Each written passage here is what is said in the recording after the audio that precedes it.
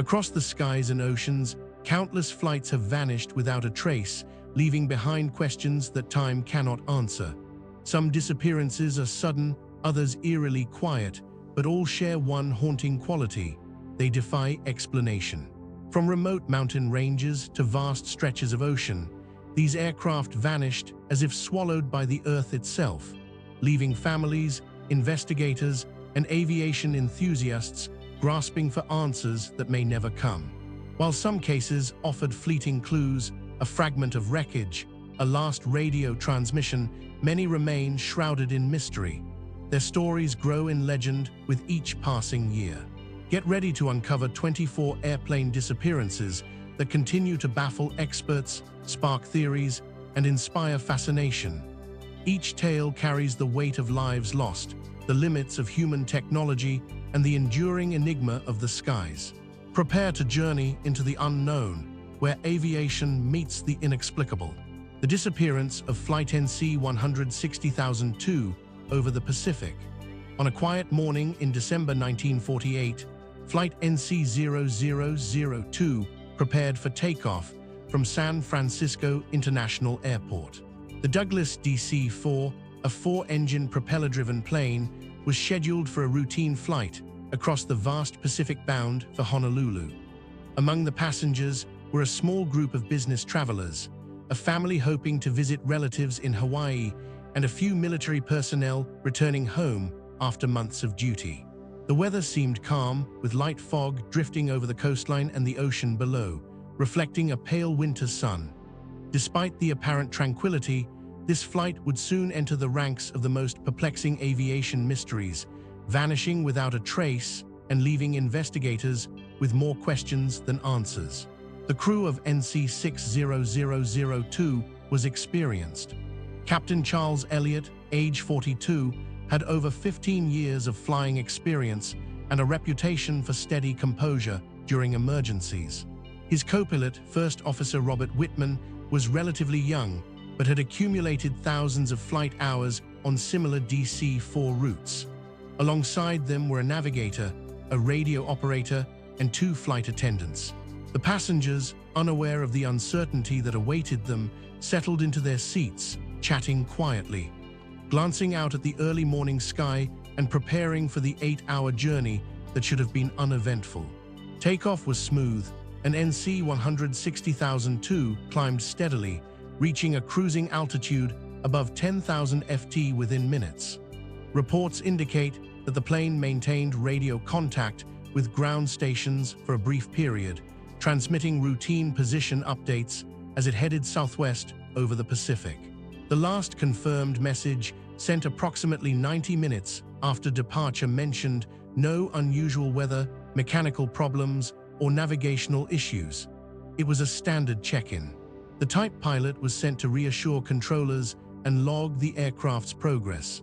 Shortly after that message, communications ceased entirely. Air traffic control tried repeatedly to establish contact, but nothing came through. The disappearance prompted immediate concern, particularly because the flight path crossed regions known for sudden storms and unpredictable winds. The Pacific Ocean, vast and treacherous, held its secrets well. Ships in the vicinity reported seeing no sign of a plane, no smoke trails, and no floating debris.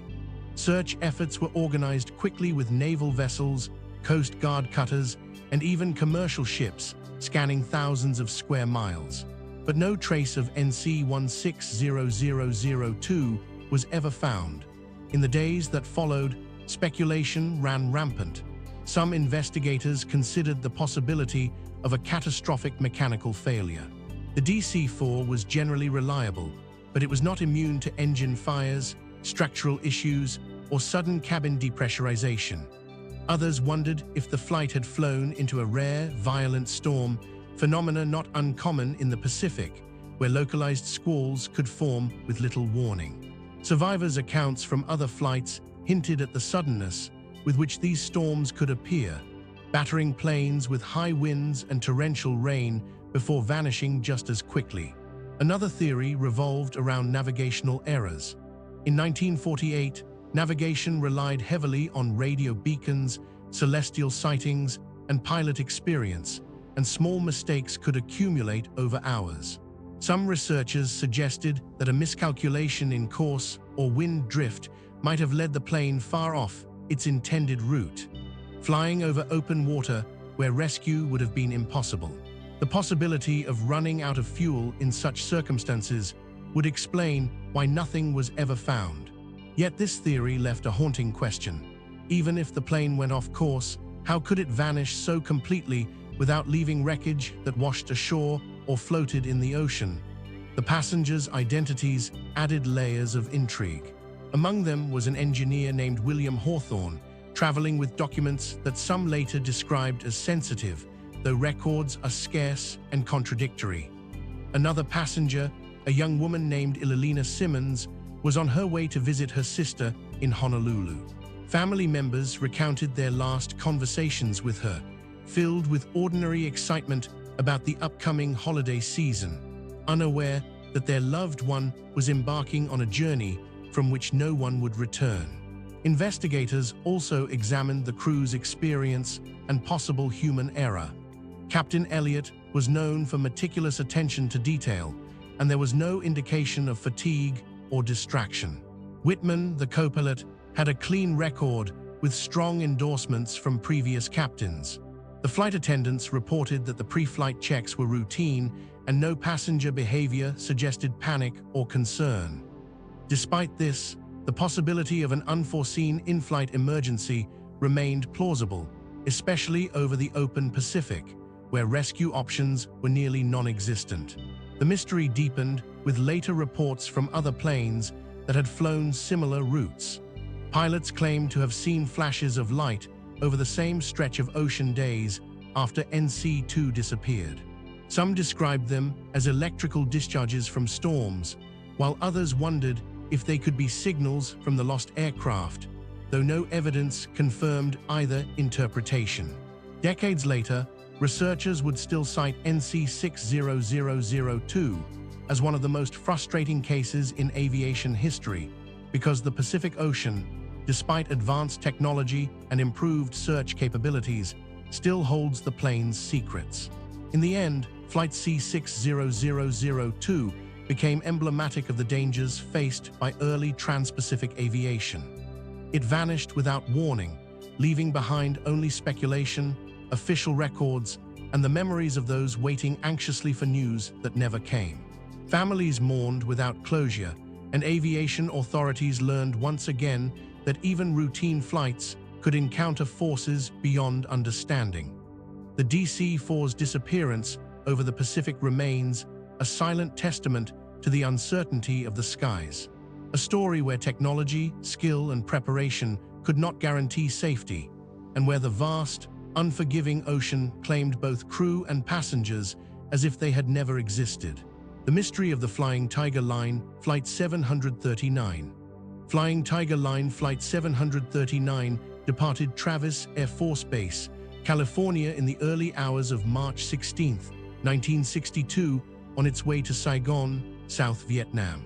The Lockheed L-149 Super Constellation carried 93 passengers, mostly U.S. Army personnel, and 11 crew members.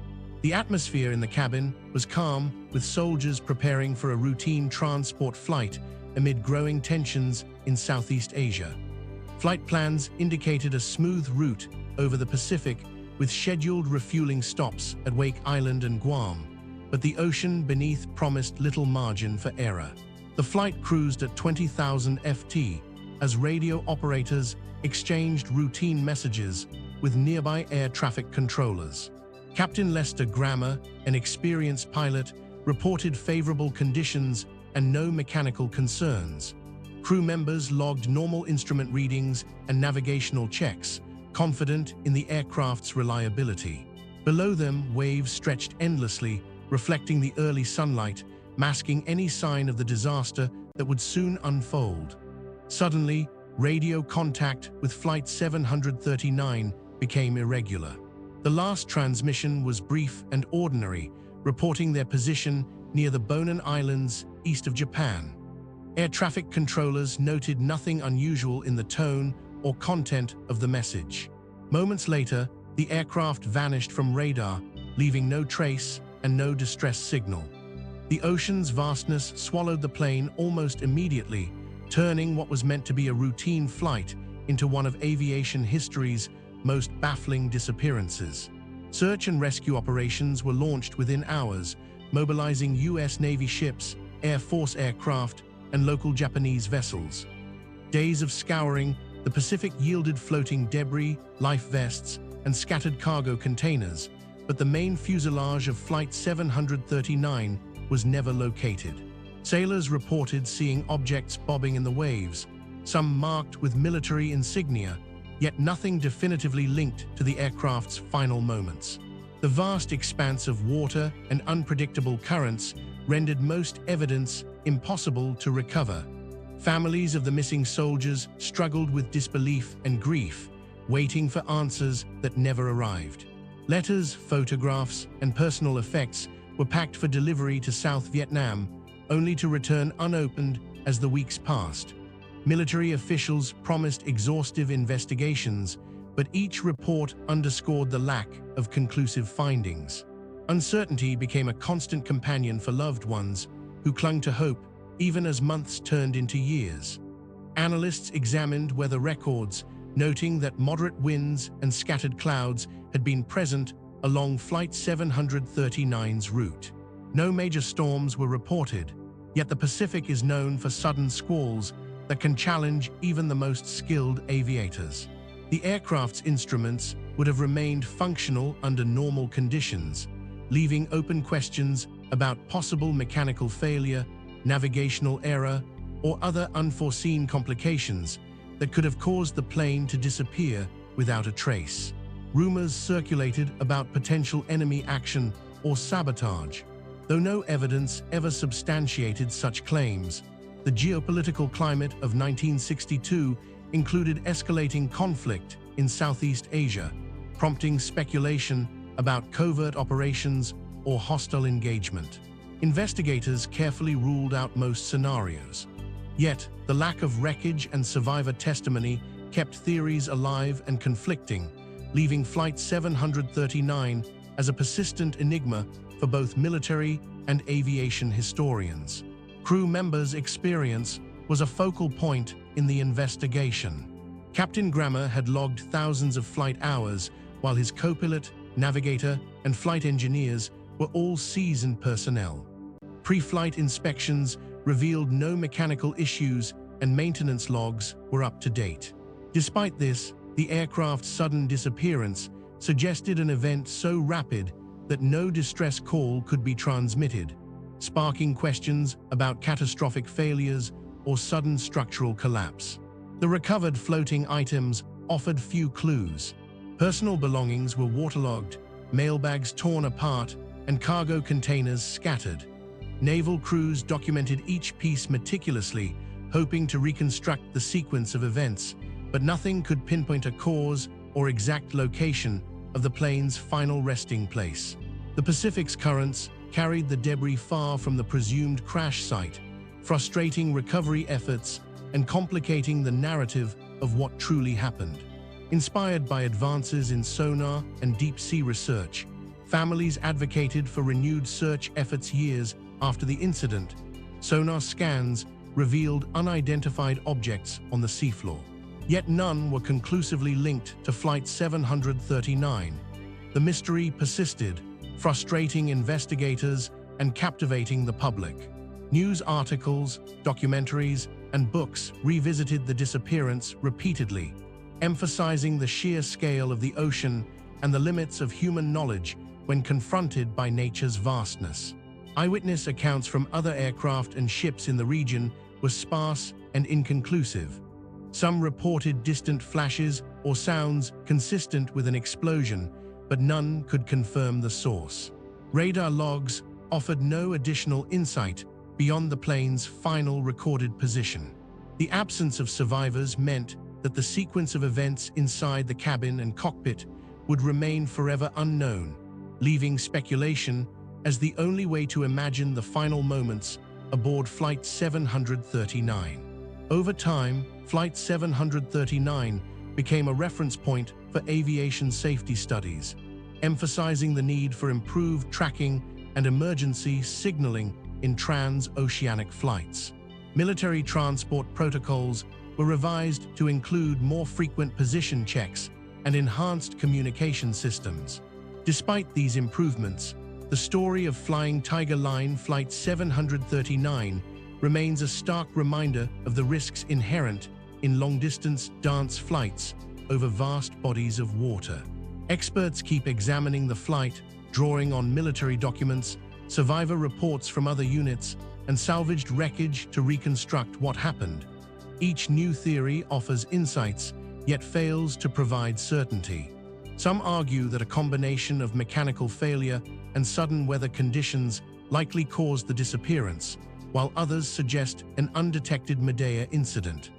None of these theories has been proven, and Flight 739 endures as a chilling example of aviation mystery.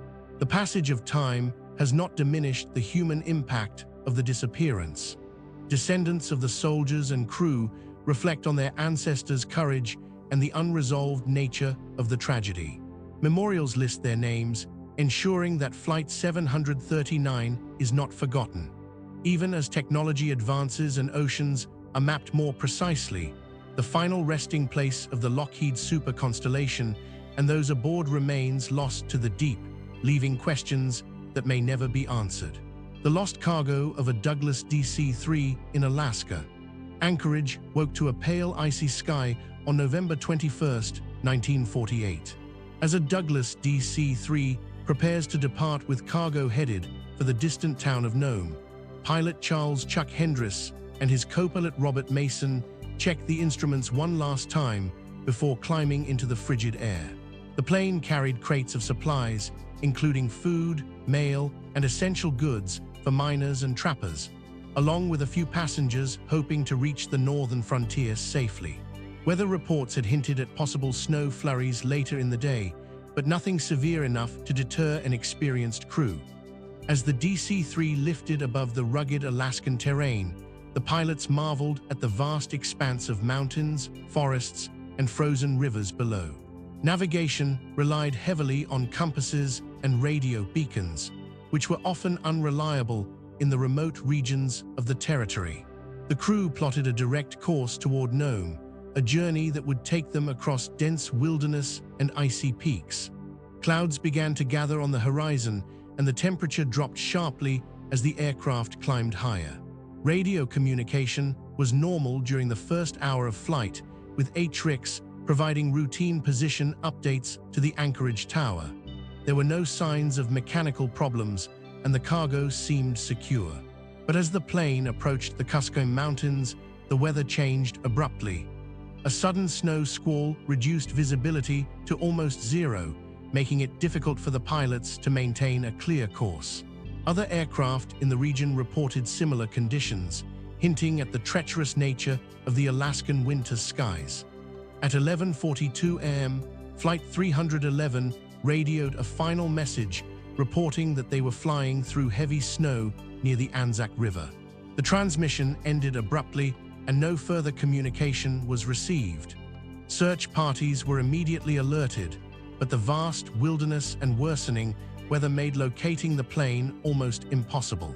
The DC-3 had simply vanished, leaving behind nothing but a faint trail of radioactive and anxious speculation. Ground teams and local villagers joined in the search, combing mountainsides and frozen rivers for signs of the aircraft. Sled dogs and small aircraft were deployed. Yet after days of searching, only fragments of supplies and scattered cargo crates were found. Mailbags soaked in melting snow suggested the plane had crashed, but the main fuselage remained elusive. Families waited anxiously, hoping for news that never arrived, while military and civilian investigators struggled to piece together the fate of Flight 311. Weather records later revealed that a strong Arctic front had moved across western Alaska that day, bringing gusting winds and near-blizzard conditions. Pilots were warned about rapidly changing visibility and sudden temperature drops that could freeze instruments or make ice accumulate on the wings. While the DC-3 was built for rugged conditions, the combination of weather, mountainous terrain, and limited navigation aids may have overwhelmed even a skilled crew. On the scene, observations were rare, but a trapper near the Kuskokwim River reported spotting a small figure in the sky, struggling against gusts and snow. No sound of engines or cries reached him. Yet he remembered the plane tilting sharply before disappearing behind the mountain ridges. Investigators treated this account cautiously, as the harsh winter light and low visibility could easily deceive even experienced observers. Cargo manifests were carefully examined, revealing that the plane carried not only essentials, but also sensitive communications and small amounts of military equipment. Some theorists later speculated that this could have made the DC-3 a target for theft or sabotage, though no evidence supported these ideas. The investigation leaned toward an accident caused by weather and terrain, but the exact crash site and sequence of events could never be confirmed. Months later, small remnants of the plane continued to appear in unexpected places. A single crate was found near a frozen creek, its contents partially intact. Snow-covered mailbags turned up along trails used by local hunters. Each discovery added hope that more of the plane could be recovered. Yet, each finding only deepened the mystery, as no pattern or location of the wreckage was ever fully established. In the years that followed, pilots flying similar routes reported feeling a strange apprehension near the region where the DC-3 disappeared. Weather patterns remained unpredictable, and the jagged peaks of the Kuskokwim Mountains retained a reputation for being particularly dangerous. Aviation authorities recommended rerouting flights and improving radio beacon coverage, though technology at the time was limited. Flight 3A01 became a cautionary tale in Alaskan aviation circles, a story of bravery, loss, and enduring mystery.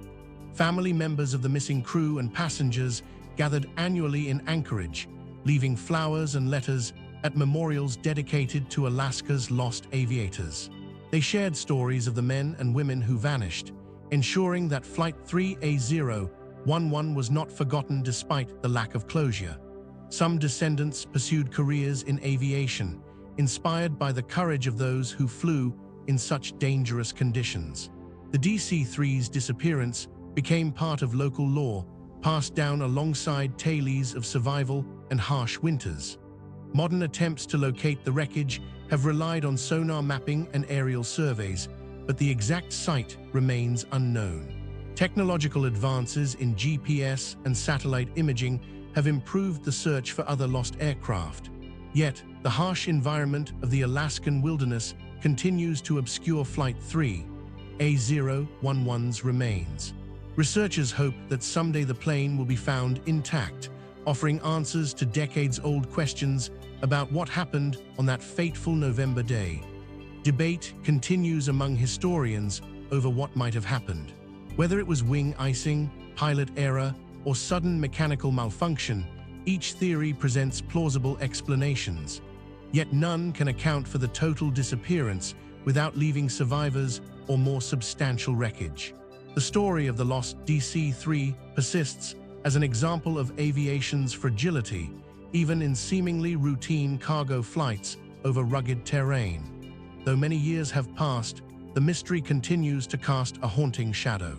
Flight 3A01 represents the unknown dangers of early Alaskan aviation, where pilots relied on skill, courage, and hope against the overwhelming forces of nature. Every winter, snowstorms sweep across the mountains, reminding those who fly the region that some stories of the past remain unresolved, lingering like ghosts over the frozen wilderness. The disappearance of Malaysia Airlines Flight MH370. Malaysia Airlines Flight 370 lifted off from Kuala Lumpur International Airport on the evening of March 8, 2014, bound for Beijing with 239 people aboard. Captain Zahari Ahmed Shah and First Officer Farik Abdul Hamid guided the Boeing 777 smoothly into the night sky, while the cabin crew completed routine checks and passengers settled in for what was meant to be a standard flight. Families waved goodbye from the terminal, unaware that the journey would soon vanish into the unknown. The early stages of the flight passed without incident, with air traffic controllers in Malaysia and Vietnam receiving normal position reports. Flight attendants moved quietly down the aisles, ensuring passengers were comfortable on the nearly 7-hour route. At 1:19 a.m. local time, the aircraft was last heard from over the South China Sea, reporting routine position data before all communications suddenly stopped. Panic and confusion swept over the control towers as attempts to re-establish contact failed. Radar data later showed that MH370 deviated sharply from its planned course, turning west over the Malaysian peninsula before vanishing from civilian radar screens. Military radar tracked the plane as it continued over the Andaman Sea, flying along a path that no one had anticipated. Experts were baffled by the change in direction and the lack of distress calls, sparking immediate speculation about mechanical failure, hijacking, or pilot involvement. Search operations began in the South China Sea, with ships and planes scouring waters near Malaysia and Vietnam, but initial efforts produced nothing. Authorities expanded the search to the Strait of Malacca, combing the sea for debris or oil slicks. Families of the passengers were flown to Kuala Lumpur to receive updates, though officials had little to report. Anxiety grew with each passing hour as the world followed the unfolding mystery on news broadcasts and social media. By March 10th, attention shifted to the Indian Ocean after satellite data suggested MH370 had continued flying for hours in a southern direction. Investigators analyzed signals from the aircraft's satellite communication system known as handshakes, which indicated the plane remained airborne long after losing radar contact. Analysts attempted to calculate a flight path stretching thousands of miles over open water, leading to one of the largest and most complex searches in aviation history. Ocean currents in the Indian Ocean complicated the investigation, carrying floating debris across vast distances and making it difficult to pinpoint the crash site. The international effort included vessels from Australia, China, and Malaysia, deploying sonar and underwater robots to scan the seafloor. Despite weeks of meticulous searching, no large sections of the plane were found, leaving experts to puzzle over how a Boeing 777 could disappear so completely. In July 2015, a wing flaperon from MH370 washed ashore on the island of Reunion, providing the first concrete evidence that the plane had ended in the southern Indian Ocean. Subsequent discoveries of debris along the coasts of Madagascar, Mozambique, and Tanzania confirmed the aircraft's fate, but investigators could still not determine exactly where it had gone down. Each piece of wreckage told a fragment of the story, yet the central mystery remained: why and how the plane disappeared so suddenly. Speculation about the crew and passengers intensified as authorities examined flight logs, security footage, and personal histories. Captain Zahari's home flight simulator was searched, revealing routes over the southern Indian Ocean. Though experts debated whether these were practice exercises or evidence of premeditation, no conclusive proof was found to explain a deliberate act, mechanical failure, or hijacking, and families endured months of uncertainty without answers. Satellite imagery was reviewed repeatedly to detect floating debris, but the immense expansive ocean and shifting weather patterns hindered progress. Storms battered search vessels and obscured the surface with waves and foam. Analysts relied on mathematical models and computer simulations to narrow down potential crash sites. Yet, every proposed location seemed just out of reach. The search eventually became a combination of science, endurance, and hope.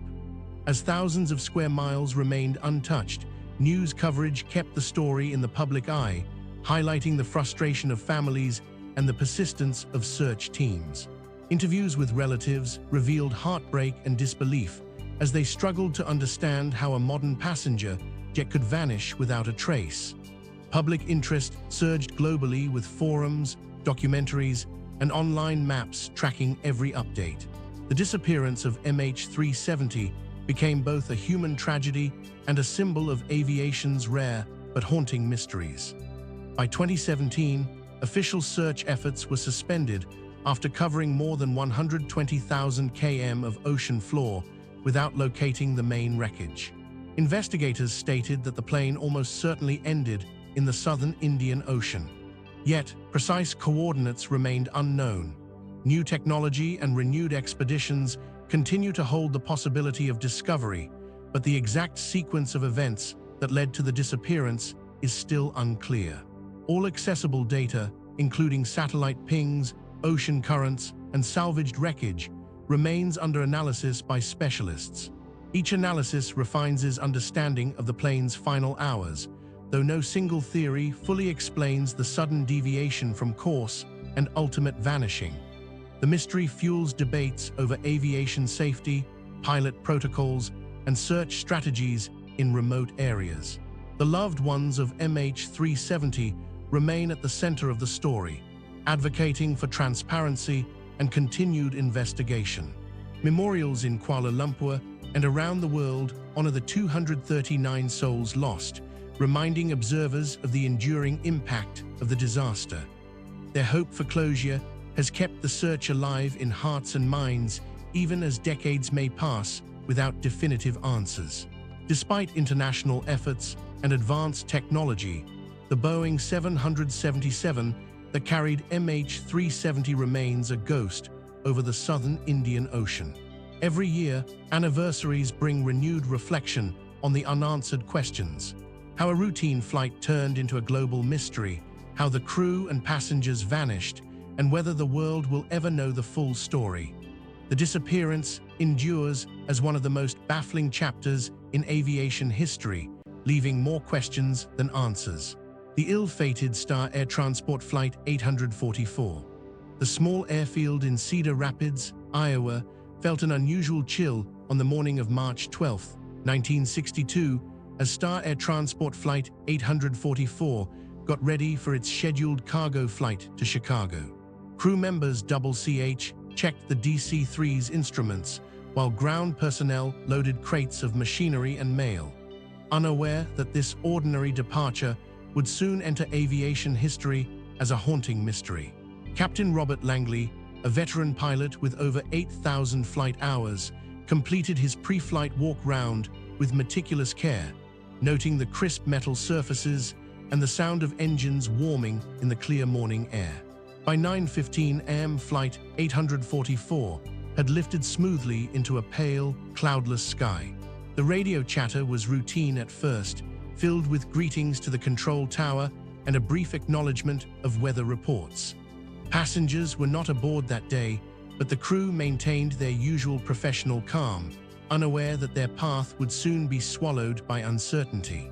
As the DC-3 climbed to 6,000 ft, a gentle breeze swept across the fields below, carrying the distant sounds of traffic from the town beneath. A routine check-in came at 9:35 a.m. when Langley radioed the Chicago Air Traffic Center, confirming an estimated arrival in just under 90 minutes. The voice on the other end responded clearly, noting calm skies and clear visibility along the route. That message would later become one of the last confirmed communications with Flight 844. The crew continued along the scheduled flight path, navigating above small towns and stretches of farmland, unaware that the tranquility above would soon turn into a baffling silence. Around 10:02 a.m., radar operators close to the Illinois border momentarily tracked the DC-3 moving into restricted airspace. Observers noted an unusual drop in altitude, though the cause remained unclear. Weather records show intermittent pockets of turbulence that morning with gusts strong enough to jostle smaller aircraft. It is believed that Flight 844 may have encountered one of these turbulent zones, though the plane's disappearance was too sudden for investigators to draw concrete conclusions. Concern grew among families and colleagues when Flight 844 did not arrive at its scheduled 10:45 a.m. landing in Cedar Rapids. Airport staff paged the crew repeatedly over the radio, but no response came. Anxiety spread quickly among airline personnel who were trained for emergencies, but had never dealt with such a sudden disappearance. Captain Langley and his co-pilot, First Officer James O'Connell, were experienced and careful, making the lack of communication all the more alarming. Local authorities promptly launched a search, coordinating efforts with surrounding airports and the Civil Air Patrol. Ground crews scoured the countryside for signs of wreckage, while search planes combed the skies. Eyewitnesses in scattered towns reported seeing a low-flying DC-3 around 10:15 a.m., but descriptions varied. Some claimed the plane appeared to be tilting, while others said it vanished behind a bank of clouds without a sound. These conflicting reports only deepened the mystery surrounding Flight 844. In the following days, investigators pieced together fragments of evidence from radio logs and radar sightings, but the trail quickly went cold. No distress signals were ever received, and weather reports suggested that conditions should not have prevented a safe landing. The plane's cargo, carefully documented before departure, remained unaccounted for, with crates listed as containing everything from office equipment to mail. Each missing detail added to the growing sense of unease in the aviation community.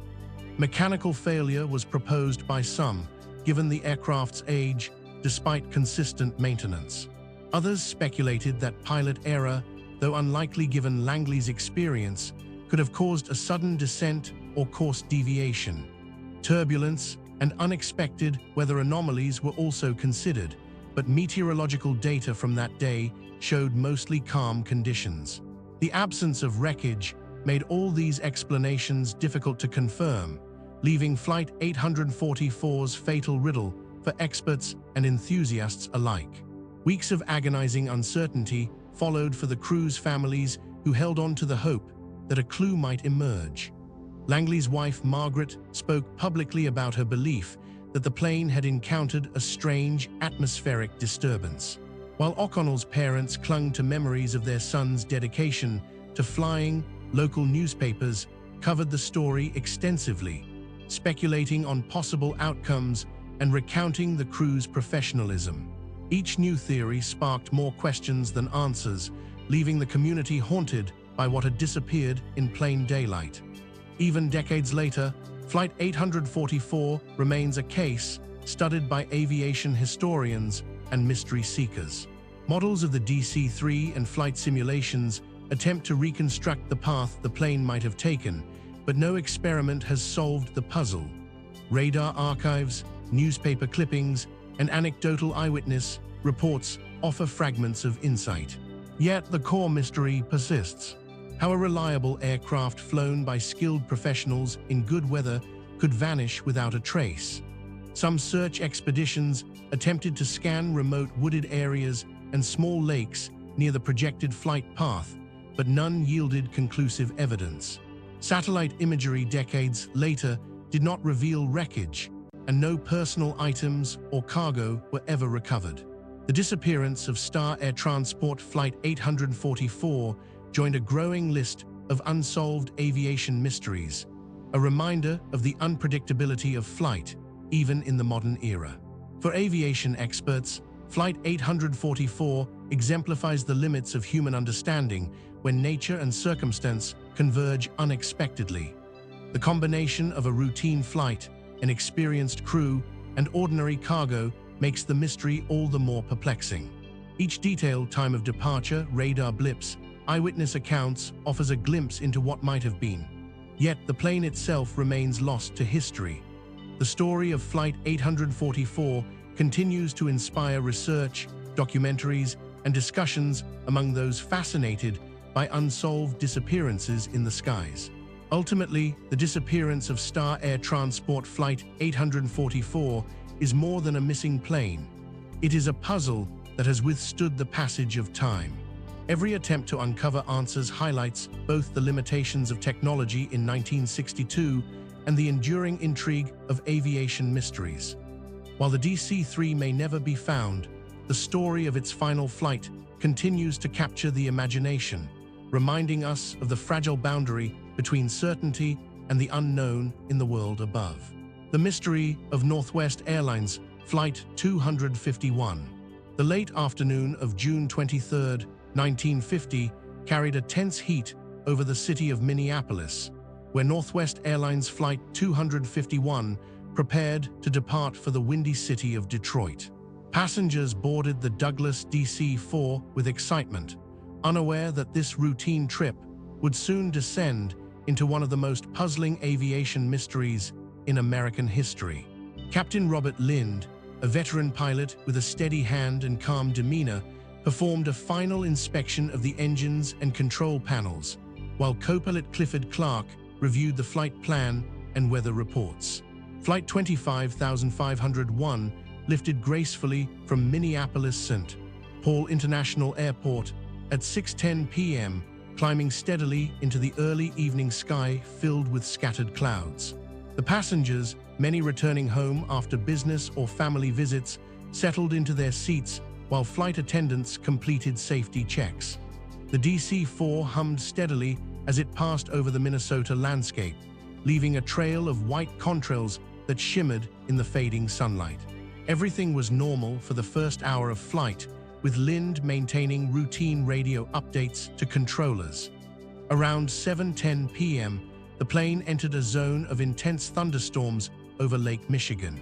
Lightning flashed in the distance, illuminating dark, rising clouds, while heavy rain began to pelt the windows. Flight 251 requested permission to change altitude to avoid turbulence, and the controller approved, unaware that this decision would be the last clear communication from the aircraft. On the western shore, witnesses reported spotting a big plane struggling against fierce winds and abrupt gusts that rocked it side to side. Some described hearing muffled sounds of engines over the roar of the storm, while others claimed the plane seemed to vanish into a bank of clouds without a trace. These accounts added layers of confusion to the investigation, as no single report provided a complete picture of the aircraft's fate. As night fell, concern grew at both Minneapolis-St. Paul and Detroit airports. Flight 251 had been expected to arrive around 7:45 p.m., but no landing signals were received. Authorities quickly alerted search and rescue teams, mobilizing boats, planes, and personnel along the shores of Lake Michigan. Families waited anxiously, hoping that the storm had merely delayed the flight. Each passing hour without word from the crew intensified the sense of dread among passengers' loved ones.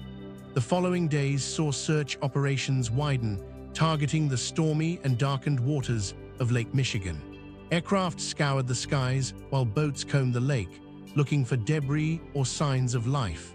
Pieces of wreckage were eventually discovered near the lake's western shore, including personal belongings and fragments of the fuselage.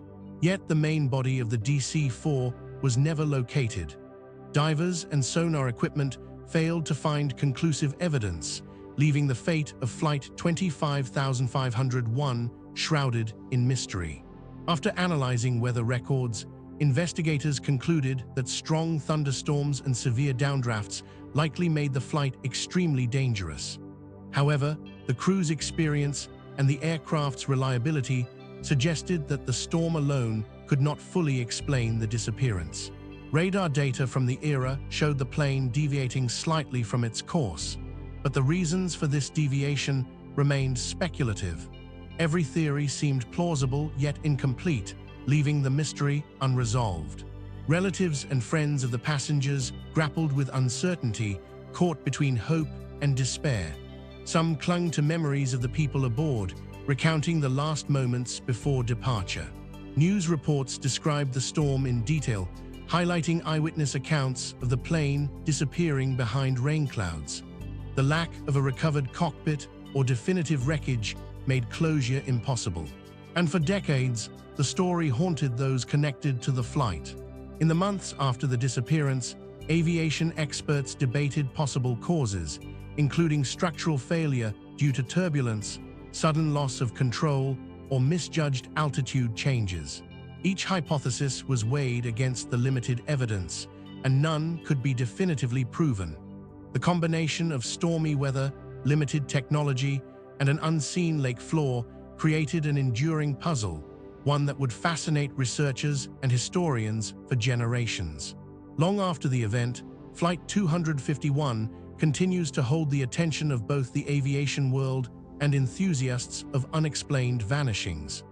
Books, documentaries, and simulations have attempted to recreate the flight, imagining how Lind and Clark might have reacted to sudden turbulence and rapidly changing weather conditions.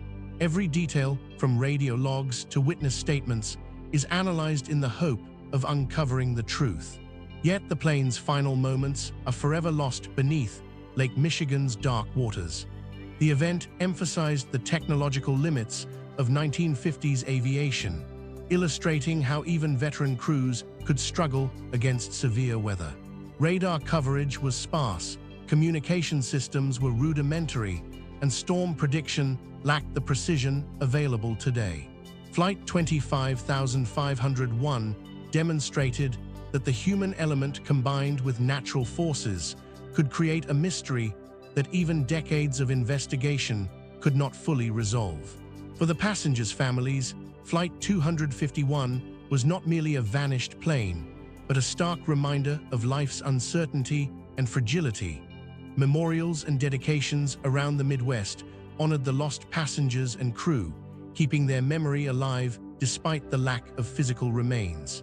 The story continues to be shared in aviation history classes and documentaries, a testament to both human courage and the unpredictable forces of nature. In retrospect, Flight 251 continues to captivate and mystify, a journey that began routinely but ended in unexplained mystery. Every attempt to reconstruct its path, analyze weather patterns, and examine eyewitness reports provides insight, yet no definitive answers. The DC-4 may rest silently beneath Lake Michigan, but the story of Flight 25501 continues to captivate those fascinated by the unknown, reminding us that even in routine journeys, the sky can hold secrets that defy explanation. The disappearance of TransCanada Airlines Flight 810. The evening sky over Vancouver on December 9, 1956, was unusually cold, and low clouds blanketed the horizon as Flight 810 prepared for takeoff. The Douglas DC-4, carrying 62 people, including 6 crew members and several professional hockey players from the Edmonton Flyers, was expected to arrive in Calgary without incident. Passengers checked their coats and briefcases, exchanged last-minute words with loved ones, and settled into their seats as the engines roared to life. The airport staff waved from the tarmac, unaware that this routine flight would vanish into history. Moments after leaving the runway, the plane encountered turbulence as it climbed through the thick layer of clouds over the Fraser Valley. Witnesses on the ground recalled seeing a faint glow of the aircraft's lights, barely piercing the mist before it disappeared from view. The pilot, Captain William Blakely, was an experienced aviator, well-versed in navigating Canada's unpredictable winter weather. Still, there were no further radio communications after the initial ascent, leaving controllers at Vancouver International Airport growing concerned as the minutes passed. Night had fallen when the search began, with icy gusts tearing across British Columbia's rugged mountains. Aircraft were dispatched to scour the skies, while ground teams drove into narrow valleys hoping for signs of wreckage. Residents in remote logging camps reported hearing a distant roar that night, perhaps the final echo of Flight 810's engines. Snow began falling heavily by midnight, covering the rugged landscape and complicating the search in ways rescuers had not anticipated. By the following morning, a group of hikers stumbled upon debris scattered among the trees near Mount Slessor, though nothing confirmed the fate of the passengers. Initial reports suggested that part of the fuselage had broken away midair, but fog and snow prevented detailed observation. Families of the hockey players and other travelers grew increasingly anxious as media outlets began covering the unfolding tragedy. Each news bulletin hinted at possibilities, but offered no clear answers, leaving a heavy cloud of uncertainty hanging over the region. At the mountainous crash site, investigators searched for evidence, recording twisted metal, ripped seats, and scattered personal items. The terrain was harsh, with steep slopes and dense coniferous forests, making recovery operations slow and dangerous. Searchers noted that some wreckage appeared as though it had been torn apart by strong forces, while other sections remained relatively intact, adding to the mystery. The lack of a flight recorder and cockpit voice recorder at the time meant that investigators had to rely on physical evidence and witness testimony, both of which were incomplete and contradictory. As days passed, more remnants of the aircraft were discovered at higher elevations, suggesting that Flight 810 had struck the mountain with incredible force. Yet, not all parts of the plane were found, and several critical pieces vanished entirely, sparking debate among aviation experts. The disappearance of such an advanced and carefully piloted aircraft challenged conventional understanding, as there were no distress signals or weather anomalies severe enough to explain the crash fully. The mystery deepened, and theories ranged from sudden mechanical failure to an unexpected downdraft pushing the plane into the mountainside. Memories of the passengers lingered among friends and family, especially the hockey players whose promising careers ended abruptly. Photographs of smiling men in uniform were pinned to walls in homes and locker rooms, symbols of dreams cut short. Each discovery of a fragment of the DC-4 brought a mix of sorrow and a faint glimmer of hope that more answers could emerge. The Canadian government faced mounting pressure to solve the case, but the region's geography and winter conditions thwarted even the most determined investigators. Though more wreckage was found decades later, the exact sequence of events that led to the crash remained unknown. Flight 810 had vanished without a clear explanation, leaving gaps in aviation history that could never be fully closed. Scientists and enthusiasts occasionally revisited the case, conducting aerial surveys and studying old reports, hoping to reconstruct the flight's final moments. Yet each analysis only emphasized how sudden and devastating the disappearance had been, underscoring the unpredictability of mountain weather and Medea emergencies. In aviation circles, Flight 810's mystery continues to spark discussions, with speculation ranging from hidden turbulence and equipment failures to possible human error.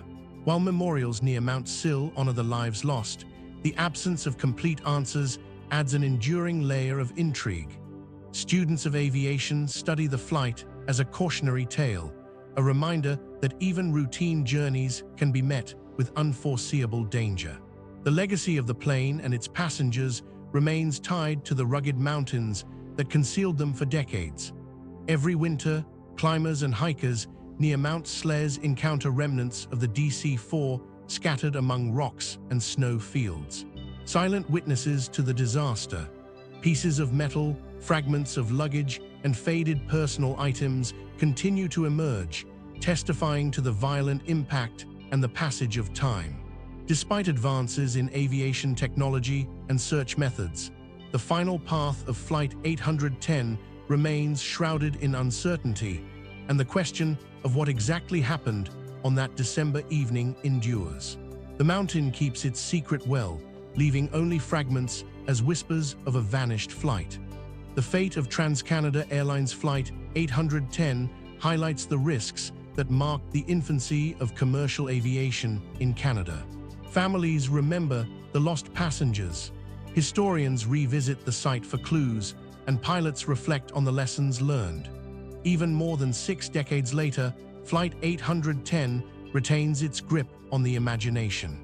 A story of sudden loss, harsh landscapes, and the relentless pursuit of answers that may never come. Its place in Canadian aviation history is secure, though the full truth of that night remains hidden in the snowy heights above the Fraser Valley. Eastern Airlines Flight 401 and the vanishing over the Everglades. The Miami evening was warm and humid on December 29, 1972, as Eastern Airlines Flight 41 taxied toward the runway, its Lockheed L-11 TriStar gleaming under the fading sun. 76 passengers settled into their seats, adjusting belts and reading newspapers, unaware that the routine flight would become a landmark tragedy in aviation history. The cockpit was alive with the quiet chatter of Captain Robert Loft, First Officer Albert Stockstill, and Flight Engineer Don Repo checking altimeters, gauges, and the autopilot for a smooth journey to Miami International Airport. Clouds shimmered pink and orange as the plane ascended over Florida, engines humming with steady power. Crew members exchanged casual words about schedules and weather conditions, maintaining a sense of calm professionalism. Passengers looked out the windows, marveling at the city lights below and the sprawling Everglades stretching into the horizon. The flight seemed ordinary, the perfect start to a winter evening flight.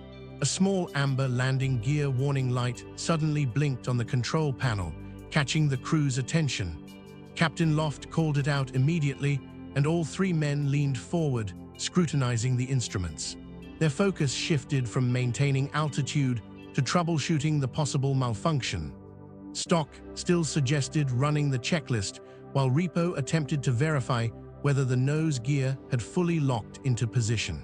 Below, the Everglades stretched like a dark, watery quilt, a vast wilderness with no lights, roads, or signs of civilization. The passengers, unaware of the growing tension in the cockpit, continued with quiet conversation or dozing. Outside, the water reflected the remaining sunset in fractured streaks, giving the impression of safety and calm, masking the danger closing in from above. The crew's attention became absorbed by the small, stubborn light, attempting various methods to confirm the landing gear position. The autopilot, unintentionally left partially disengaged, allowed the plane to gradually descend. The altitude slipped unnoticed as conversation and concern overpowered routine monitoring. Small shutters traveled through the cabin, causing some passengers to look around in mild confusion while the plane silently approached the swamp below. Vibrations grew subtly stronger, unnoticed by those focusing solely on the instruments. The aircraft's nose tipped slightly, the TriStar tilting in a way that made the reeds and water of the Everglades appear closer. Flight attendants moved between rows, offering drinks and answering questions, unaware of the creeping peril. In the cockpit, tension mounted as the landing gear light stubbornly refused to turn off, anchoring attention away from the plane's true position. The first sound of disaster came as the TriStar struck shallow water with a jolt, skidding over mud and reeds. Trees snapped against wings and fuselage, sending passengers into a sudden panic.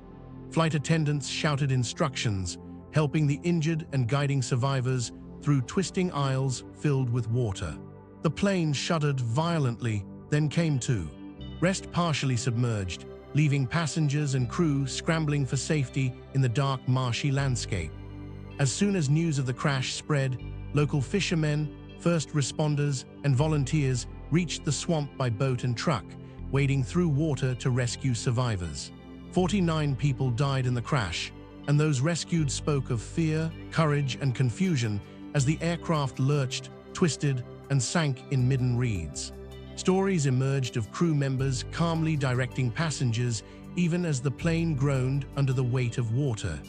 In the aftermath of the crash, officials combed the swamp, collecting cockpit instruments, fuselage fragments, and personal effects. The black boxes revealed the critical error. The crew's fixation on the landing gear warning had distracted them from monitoring altitude. Aviation experts concluded that the crash was caused by human error, exacerbated by the complexity of new autopilot systems. The swamp's vast emptiness concealed the danger until the disaster was unavoidable. The heroism of the flight crew became widely recognized, with attendants helping the injured despite their own injuries and pilots assisting survivors from the cockpit and aisles. Local citizens offered blankets, medical care, and comfort in the murky waters, creating a network of emergency support that minimized further loss of life. The response highlighted the human capacity for bravery and calm in a dire situation. Airlines responded quickly, updating flight protocols to ensure crew members would maintain focus on altitude and trajectory during all flight phases. Training emphasized that no warning light should distract pilots from essential responsibilities, and aviation schools incorporated Flight 401 as a key case study for situational awareness and teamwork. Flight manuals were rewritten and cockpit procedures were revised worldwide to prevent similar tragedies. In shared grief, families came together to reflect and remember, exchanging stories, letters, and recollections of their last goodbyes. Memorials were constructed near Miami and in the Everglades region, and survivors recounted their experiences in interviews that preserved both the horror and heroism of that night. Flight 401 became a cautionary tale, illustrating the tragic consequences of destruction in a high-stakes environment. Even after many years, floods or storms uncover bits of wreckage, twisted metal, and shattered seats, recalling the flight that disappeared. Aviation enthusiasts and researchers occasionally explore the site to reconstruct events, ensuring that the lessons of Flight 401 remain vivid and relevant. The Everglades, with its unyielding expanse of reeds, water, and darkness, continues to serve as a solemn monument to the intersection of human error and nature's vastness. Flight 401 remains a profound example of how minor technical issues, when paired with human distraction, can escalate into disaster. Its legacy reshaped cockpit culture, emphasizing the need for focus, communication, and vigilance. As the sun rises over the Everglades, the silent marsh reflects the story of a plane that touched tragedy, yet left a lasting mark on the way humans fly, reminding all that attention and care are the most critical instruments in the sky. The Lost Squadron, Flight 19, over the Bermuda Triangle. A chilly morning blanketed the Florida coast on December 5, 1945, as 5 Grumman TBM Avengers prepared for what was meant to be a routine training flight from Naval Air Station Fort Lauderdale. Lieutenant Charles Taylor, a seasoned pilot with over 1,500 flight hours, inspected his plane carefully, running through the checklist while his squadron mates adjusted their goggles and tightened straps. The sun rose over the Atlantic, casting a pale gold light across the water as the aircraft engines rumbled to life, announcing the start of what would become one of aviation history's most enduring mysteries.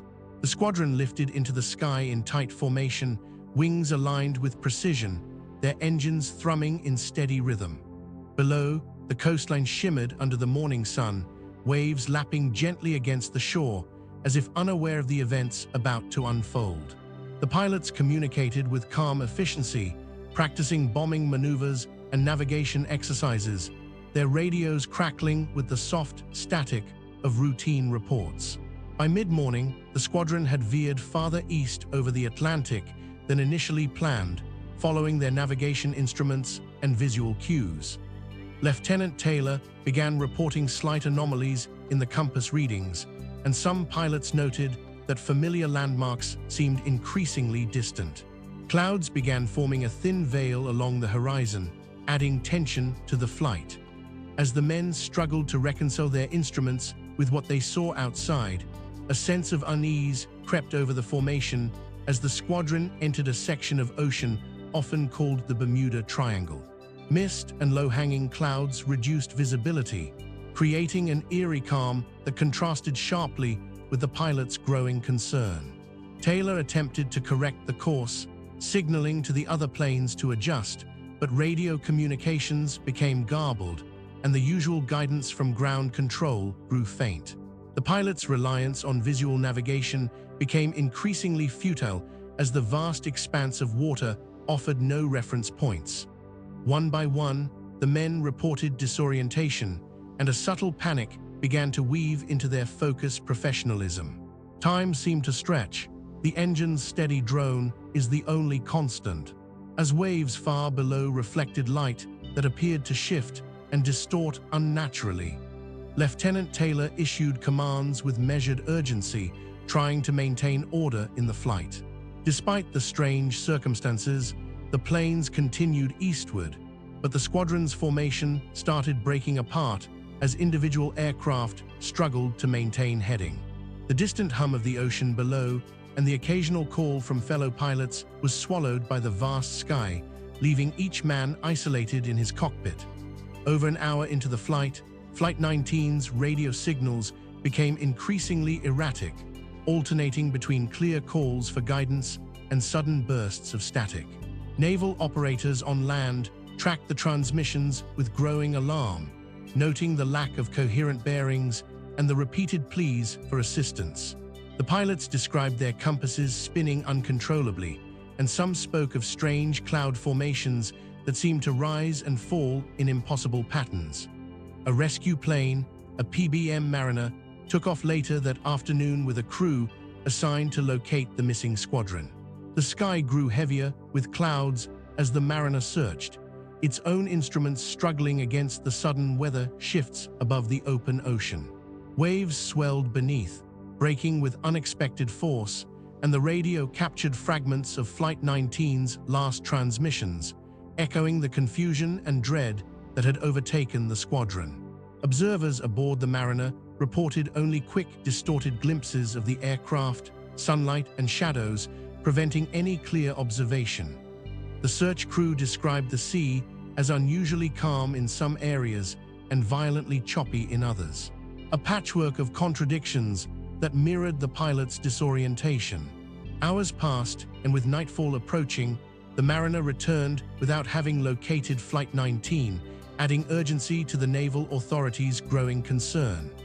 Anxious and confused, families waited along the shore, not knowing the reasons the flight had gone missing. Navy officials coordinated additional search efforts, deploying ships and aircraft to comb a wide area of the Atlantic, all tracing the coordinates last reported by the squadron. Days stretched into nights with no sign of the planes or their crews, and the mystery deepened with each passing hour. Strange environmental conditions noted by both observers and later investigations could have affected Flight 19 and the Mariner crew in unforeseen ways. Some described sudden fog banks, shifting winds, and magnetic anomalies that could have played a role in disrupting navigation equipment. Scientists and naval experts debated the phenomena, but no definitive explanation emerged, leaving the event suspended in uncertainty.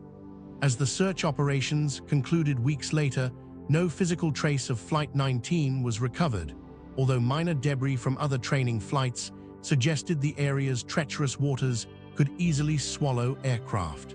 The pilot's disappearance became a subject of legend. Their fate is linked in popular imagination to the mysterious Bermuda Triangle. Stories emerged of ghostly sightings, strange lights, and unexplained radio signals that allegedly persisted in the region for years afterward.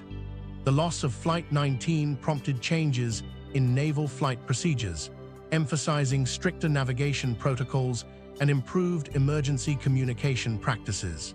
Pilots were trained to rely on multiple instruments simultaneously and to maintain radio contact under all conditions. Lessons forged from the tragedy over the open ocean. Memorials were established to honor the men who vanished, ensuring their sacrifice and the enigma of that flight remained part of naval history. Flight 19's final path continues to intrigue researchers and aviation fans who scrutinize weather charts, ocean currents, and historical logs decades after it vanished. The Bermuda Triangle remains a symbol of human curiosity and fear, a place where skill and technology met a vanishing act that continues to captivate imaginations. Lieutenant Taylor and his squadron endure in stories as both a cautionary tale and a testament to the courage of those who venture into the unknown, leaving an imprint on the Atlantic that has yet to fade. The Faulkner F-27 that never landed in Indonesia. At Halim Peranakusuma Airport on April 15, 1975, a hazy morning set the scene as the Fowler F-27 prepared to depart. Passengers moved through the boarding gates with casual chatter, unaware that the flight would soon become one of Indonesia's most enduring aviation mysteries. Captain Hendra Santosa ran through the checklist with practiced precision, while co-pilot Iwan Protio double-checked instruments, both confident in the routine journey ahead. A steady hum filled the tarmac as the plane's engines roared to life, vibrating beneath the wings. Ground crews waved and signaled, guiding the aircraft toward the runway. The flight attendants called out final boarding instructions, their voices calm over the PA system, while the control tower confirmed the assigned flight path toward Madden. The aircraft lifted smoothly, leaving the sprawling cityscape behind and climbing into the humid morning air. Air travelers peered through small oval windows at the patchwork of rivers, rice paddies, and jungle below, chatting quietly about work, family, and travel plans. At first, everything seemed ordinary, but subtle blips on the navigation instruments caught Captain Santoso's attention. Small inconsistencies that he dismissed as minor malfunctions. The plane leveled at cruising altitude, the turbulence gentle but persistent over northern Sumatra. Clouds thickened above the mountains, and the aircraft occasionally shuddered as it passed through pockets of rough air. Co-pilot Procio noted the slight drift on the compass, adjusting course while relaying updates to the captain. Passengers, oblivious to the tension in the cockpit, sipped water and read newspapers, their eyes occasionally scanning the dense forest below. By 9:15, air traffic control received the first unusual transmission, static-laden and brief, reporting reduced visibility and minor electrical fluctuations. Controllers attempted to clarify the plane's coordinates, but only fragmented answers came through.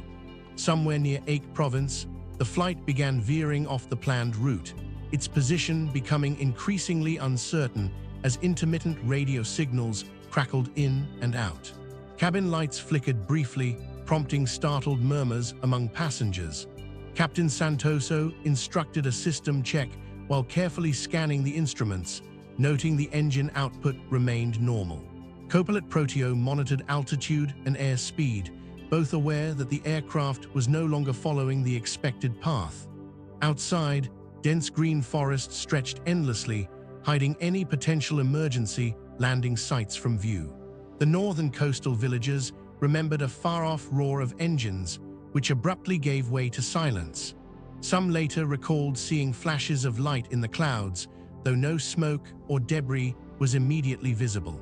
Air traffic controllers pressed repeatedly for updates, receiving only broken bursts of static that made it impossible to ascertain the plane's exact location. Naval vessels and helicopters were dispatched without delay as rescue teams searched rivers, coastlines, and jungle terrain. Local guides and villagers joined the effort, combing the rugged terrain for any trace of the missing aircraft. Days passed, and the search yielded only a few scattered personal items. An abandoned suitcase, a life vest, fueling speculation and fear that the plane had met a violent fate. Meteorologists later reviewed weather reports, noting the rapid formation of thunderstorms over northern Sumatra during the flight window. Sudden gusts and torrential rain could have disrupted navigation and made visual reference nearly impossible. Investigators suggested that the failure may have attempted to maneuver through or around the storm, only to encounter conditions that overwhelmed its instruments and human response. Small flashes seen by witnesses prompted theories that lightning may have struck near or on the aircraft, causing electrical disturbances. Others speculated that the pilots sought an emergency landing in the dense forest or river valleys below, though the thick canopy and meandering waterways made identifying a crash site extremely difficult. Every lead brought more questions than answers. The official search continued over several weeks, with aerial surveys and naval patrols expanding across the Acre coastline. Teams recorded potential sightings, mapped debris fields, and interviewed locals. Yet, nothing conclusive emerged. Frustration grew among the families of passengers whose hope began to wane as media coverage framed the event as one of Indonesia's most baffling aviation mysteries. Several months later, small fragments washed ashore, twisted metal, pieces of fabric, and a few personal items believed to be from Flight 27. No bodies were recovered, and the exact location of the crash remained undetermined. Investigators speculated the plane may have broken apart Medea or collided with an inaccessible gorge, leaving currents and dense forest to disperse the wreckage far from the initial point of impact. Authorities responded by implementing stricter aviation protocols, focusing on better communication tools, emergency beacons, and advanced flight planning over mountainous regions. Pilots were trained to anticipate sudden weather changes and maintain constant coordination with multiple control points. Lessons drawn directly from the mysterious disappearance. In time, the story entered local legend, with reports of planes humming through the jungle and mysterious lights dancing over the forest canopy. Aviation historians revisited every available report, tracking the flight path, weather records, and debris in hopes of understanding how a routine domestic flight could vanish so completely. Captain Santoso and his crew became symbolic of the dangers inherent in aviation and the resilience required when facing unpredictable natural forces. The plane that never landed, the Faulkner F-27, still draws interest decades on. The story remains a cautionary tale of the fragile balance between human skill, technology, and nature. A reminder that even familiar skies can hold secrets beyond comprehension. The passengers and crew may have disappeared physically, but their flight lingers in memory, inspiring endless speculation and a search for answers in the jungles of northern Sumatra. The tragic mystery of Panama Flight 7 across the Pacific. On November 8, 1957, Panama Flight 7 lifted off from San Francisco, bound for Honolulu, carrying 44 passengers and 6 crew members, all unaware that this routine flight would become one of aviation's most haunting mysteries. The aircraft, a Boeing 377 Stratac cruiser named Clipper, Romance of the Skies, had already completed several legs of its journey across the United States without incident, and weather reports indicated only mild clouds over the Pacific. As the sun dipped low, casting orange and pink reflections on the water below, the passengers settled in for the long flight, some reading, some dozing, and others chatting quietly. Radio communications were normal at first, and the pilots reported no mechanical problems, leaving both airline officials and loved ones confident in a smooth crossing. But somewhere over the vast Pacific, something went wrong, leaving only questions and whispers of tragedy in its wake. Captain Eugene Kratzer, an experienced pilot with over a decade at Panama, had taken the controls for this trans-Pacific leg with his usual calm and meticulous attention to detail. First Officer Robert M. Hedrick monitored instruments, while Flight Engineer Donald V. Robinson checked fuel levels and pressurization systems, ensuring that all routine checks were completed. The Strata cruiser climbed steadily, cutting through the clouds as radio transmissions became more spaced out due to the increasing distance from land. On board, passengers watched movies in the cabin lounge, while some gathered near the windows to catch a glimpse of the fading coastline. Despite this ordinary appearance, no one could have anticipated that this flight would vanish from radar screens and public memory alike. The last radio message from Panama Flight 7 arrived at approximately 9:45 a.m. local time, when the crew reported everything in order and estimated their arrival over Honolulu in 6 hours. Controllers acknowledged the message, but a few hours later, routine check-ins were met with silence. Panic began to ripple through Panama's operations center as technicians double-checked frequencies, confirmed coordinates, and tried repeatedly to contact the aircraft. Air traffic communications were flawless in the early morning hours. Yet, the Strata cruiser's disappearance seemed sudden and complete, as if the Pacific itself had swallowed the plane. Without hesitation, teams mobilized to search, sending both naval and aerial units across an immense expanse of open water. Navy vessels combed the waves, while Coast Guard planes flew grueling loops under low cloud cover, hoping to spot wreckage or survivors. Over the following days, crews recovered scattered debris, including life vests and seat cushions, but no bodies were found. Among the first recovered items was a piece of wing panel marked with the Panama logo, floating silently amid the swells, a grim confirmation that the flight had ended in disaster. Among the passengers were families traveling for holidays, businessmen returning from conferences, and young couples on vacations, each with their own stories frozen in the final flight.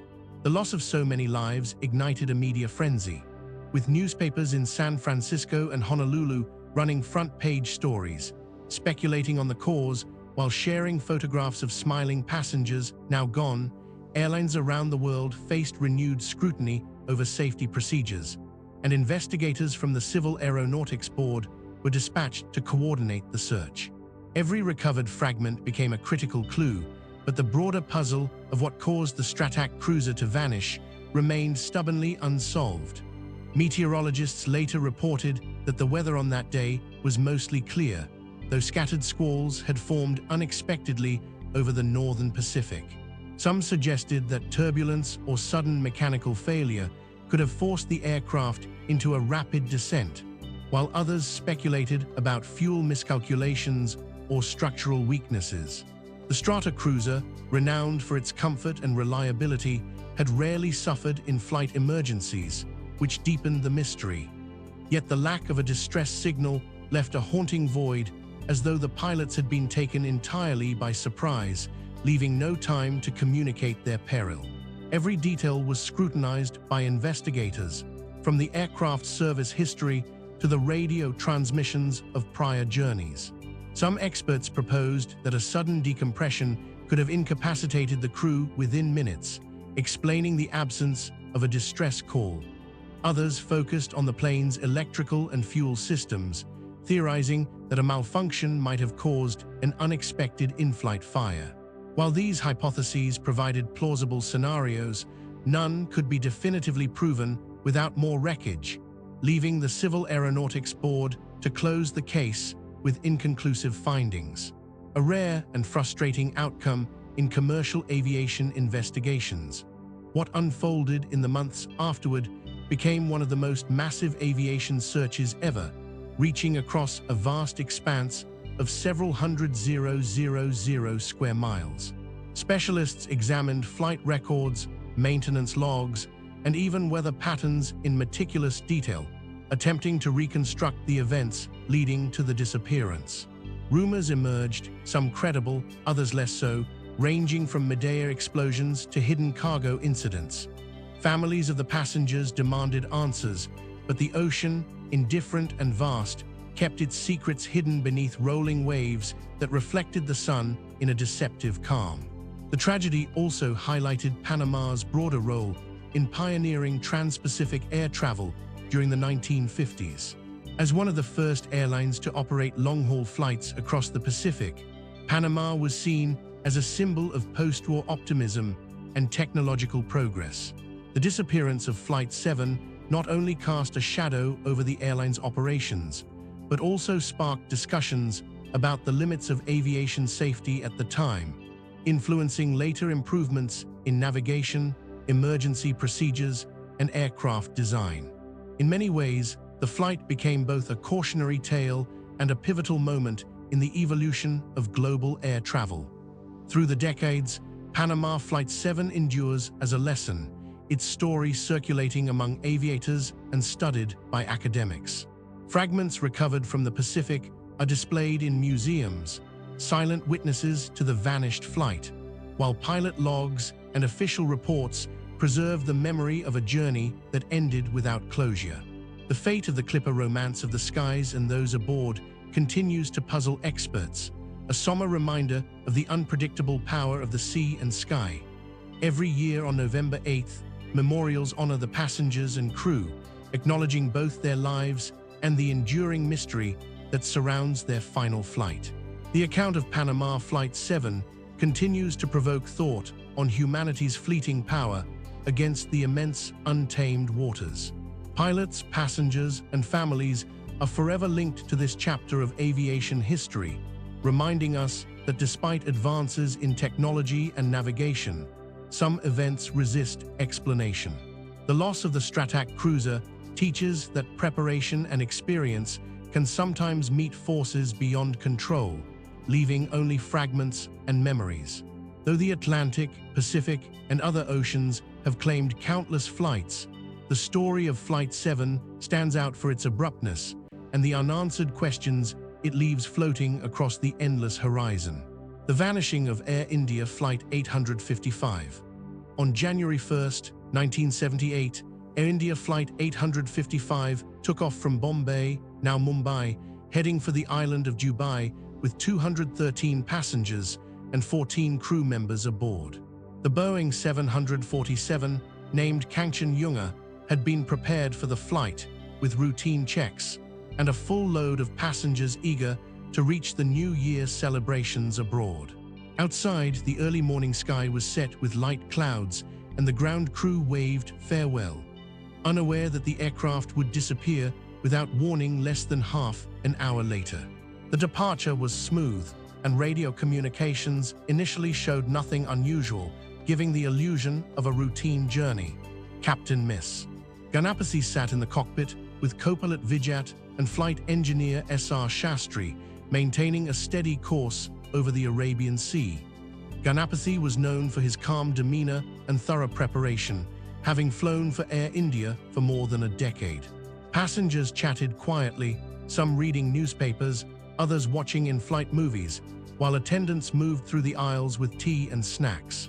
As the plane climbed to cruising altitude, radar signals were steady and controllers in Bombay cleared the flight to continue its path westward. Moments before the first signs of trouble, the autopilot was engaged to maintain a stable heading. Cockpit voice recordings later suggested that the crew remained calm, communicating precise maneuvers and attempting to stabilize the plane until the final seconds. Instruments in the cockpit, however, began to show conflicting readings. The artificial horizon indicated a slight tilt that was not visible outside. Captain Ganapathy sought to cross-check the readings, but in a rapid sequence of seconds, the aircraft began an unexpected descent. Alarms sounded in the cockpit, and the co-pilot called for immediate action, but the ocean below was closing in too fast. The passengers, unaware of the precise danger, felt a brief unsettling motion before the plane plunged. Air traffic controllers noticed that Flight 855 was no longer responding to transmissions. Initial attempts to reach the Boeing 747 were met with silence, sparking concern that quickly escalated into alarm. Radar screens, which had shown a steady westward movement, now depicted the aircraft descending at an alarming rate. The controllers in Bombay attempted to coordinate with ships and nearby aircraft to pinpoint the location, but the plane vanished from radar before any assistance could reach it. The first search and rescue efforts began within hours, with Indian Navy ships dispatched to comb the Arabian Sea. The search eventually involved over a dozen ships and multiple aircraft from neighboring countries, underscoring the international attention the disappearance had drawn. Planes from the Indian Air Force joined the operation, flying grid patterns across the water in hopes of spotting wreckage. Despite the intensity of the search, the initial hours yielded no substantial findings, only small floating objects carried by currents. Among these were fragments of cabin interiors, personal belongings of passengers, and life vests, offering grim confirmation that Flight 855 had crashed into the sea. It was later determined that a cockpit instrument failure, the artificial horizon, resulted in the crew losing spatial awareness over the water at night. Without a visible horizon, pilots relied entirely on instruments, which can become disorienting if one fails. Experts suggested that Captain Ganapathy's attempts to correct the aircraft's tilt may have unintentionally worsened the situation. The Boeing 747, despite its size and advanced engineering for the time, was vulnerable to sudden human error compounded by instrument failure. The review extended to nighttime oceanic flight training, revealing that pilots at the time had limited exposure to long stretches of instrument navigation. Simulators available in the 1970s could replicate instrument failure, but rarely simulated multiple failures simultaneously, as happened on Flight 855.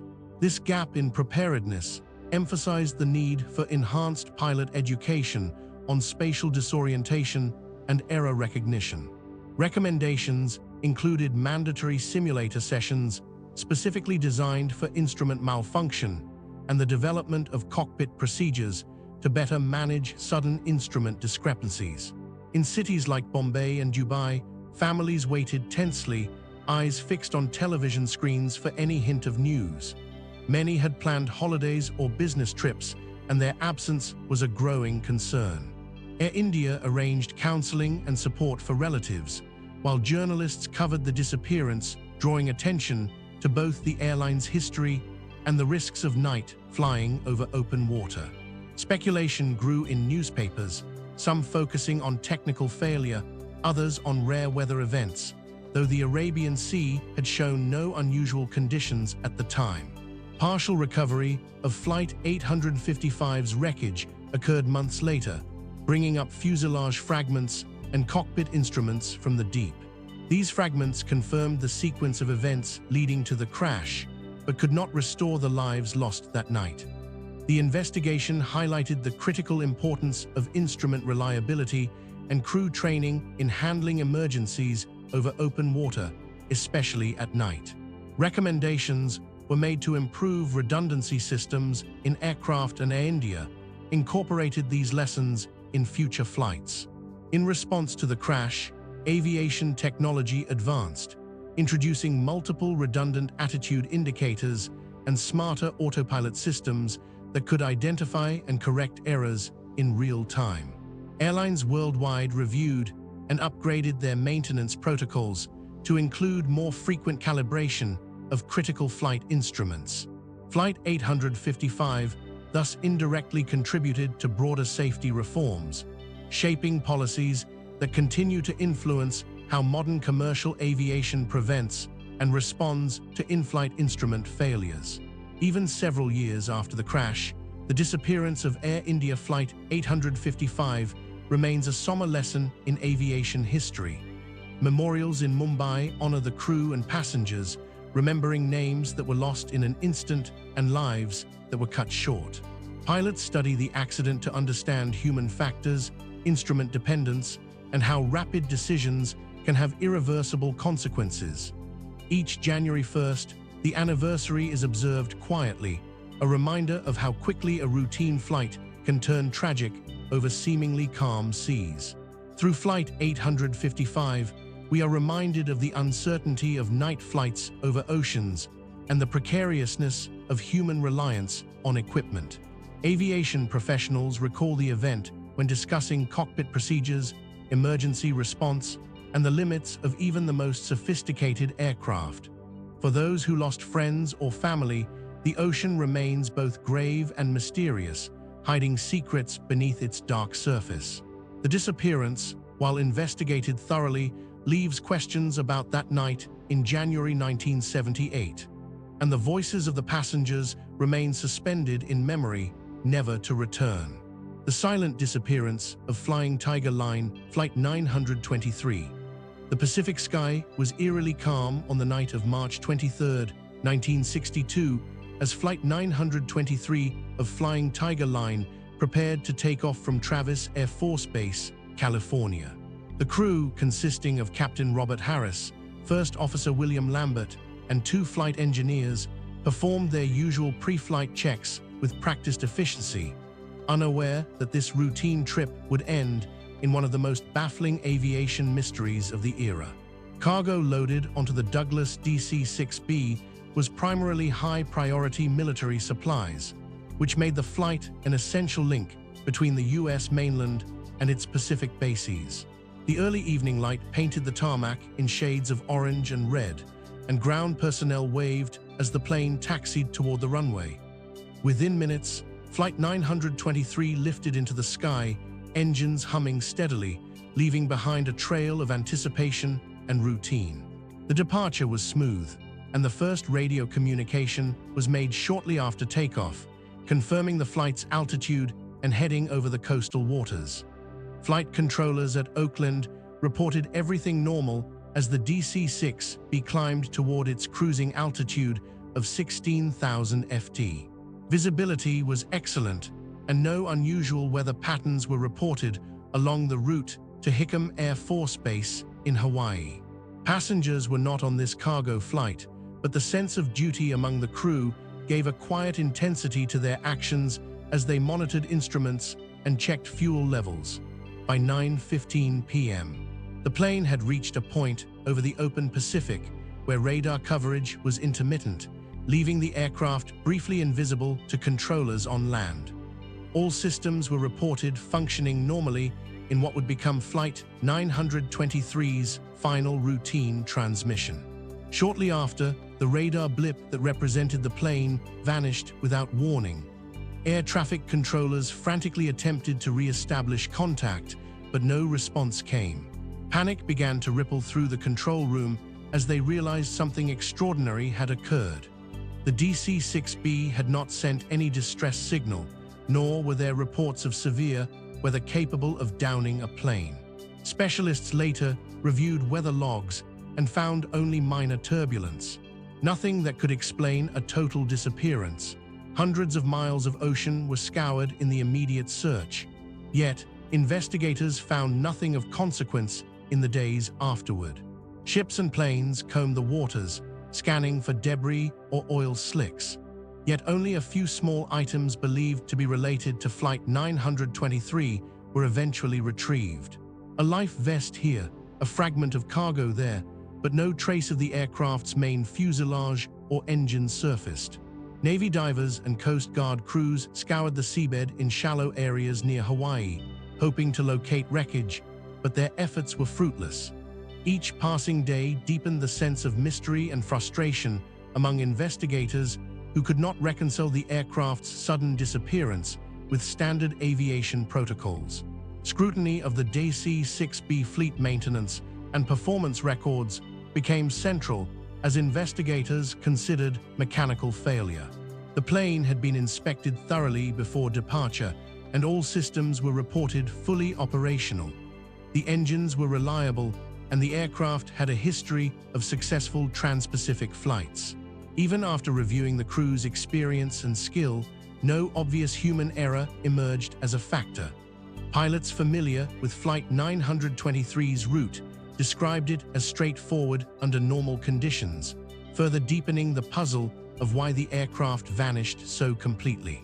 After Flight 923 failed to reach its destination, aviation authorities were compelled to investigate and revise safety practices for cargo flights over vast seas. Procedures for emergency communication, tracking, and search and rescue coordination were scrutinized and eventually updated, including stricter check-ins at radar gaps and improved reporting systems for missing aircraft.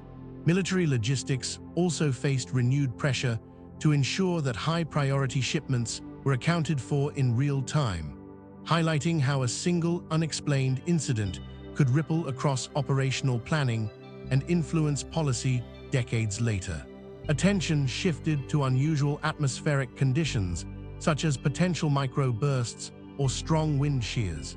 Though meteorologists found no proof of extreme weather along the route, some suggested magnetic anomalies or even experimental military activity in the area.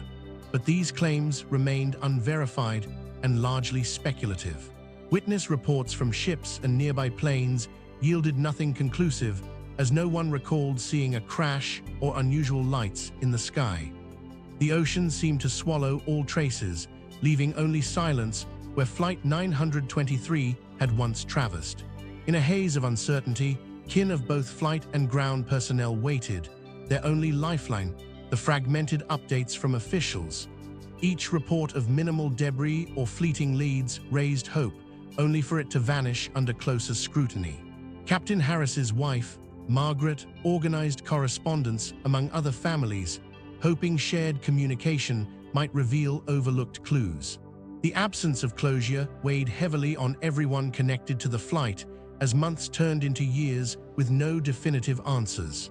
Memorial services were held, but they felt incomplete, marked by uncertainty and the haunting knowledge that the crew's fate was unknown. Years passed, yet the case of Flight 923 drew constant attention from experts who searched for clues in the shadow of other ocean vanishings. The DC-6B remained a reliable plane, making mechanical failure seem unlikely. The notion of a sudden structural failure was considered, but lacked evidence, as even minor wreckage was virtually absent. Theories ranged from catastrophic but contained explosions to the plane descending so rapidly that it left no floating debris. Each new idea led to more questions than answers, cementing Flight 923's reputation as one of the most perplexing cases in commercial aviation history. Advances in technology, from satellite tracking to underwater sonar, have failed to reveal new information about Flight 923's disappearance. The case is often cited in studies of missing aircraft and discussions of risks involved in long overwater flights. Aviation historians note the psychological impact on both the families and the wider flying community, illustrating how uncertainty can linger far longer than the physical presence of a plane. The DC-6B's fate remains a symbol of the ocean's vastness and the limits of human knowledge, a silent reminder of the risks inherent in early transoceanic air travel. Occasionally, expeditions are organized by enthusiasts and researchers eager to find remnants of Flight 923 beneath the waves. Reports of unusual sonar readings spark brief excitement, but none have led to concrete findings. The story of Flight 923 continues to inspire documentaries, articles, and discussions about the mysterious disappearances that shaped aviation safety protocols. For those who study or remember the event, the silence of the Pacific remains the final testimony, holding the secrets of Flying Tiger Line Flight 923 and the crew who vanished into it. The lost voter of the North Atlantic. On a quiet evening in January 1948, a British aviator aircraft named Star Tiger prepared for a routine flight from Santa Maria in the Azores to Gander, Newfoundland. The aircraft was a large engine passenger plane carrying 31 people, including passengers and crew. Weather reports indicated some cloud cover and light snow over the North Atlantic, but nothing that suggested imminent danger. The flight took off without incident, ascending into a sky gradually darkening with winter dusk. Despite its ordinary appearance, the aircraft would soon vanish in one of the most perplexing aviation mysteries of the 20th century. The TUDA was part of British South American Airways, which had commissioned the plane to serve long-distance and transatlantic routes. It was designed in the post-war years to compete with larger American aircraft. And though it had completed earlier flights successfully, there had been whispers about technical quirks in the cabin pressurization system. Some crew members had expressed concerns over unusual engine vibrations, and a few passengers later recounted feeling anxious before the flight, though no official report suggested imminent danger. Although cutting edge for its time, the aviator saw a brief service life with only a few units ever produced. Unlike its American counterparts, it relied on a pressurization system that was still experimental in commercial aviation.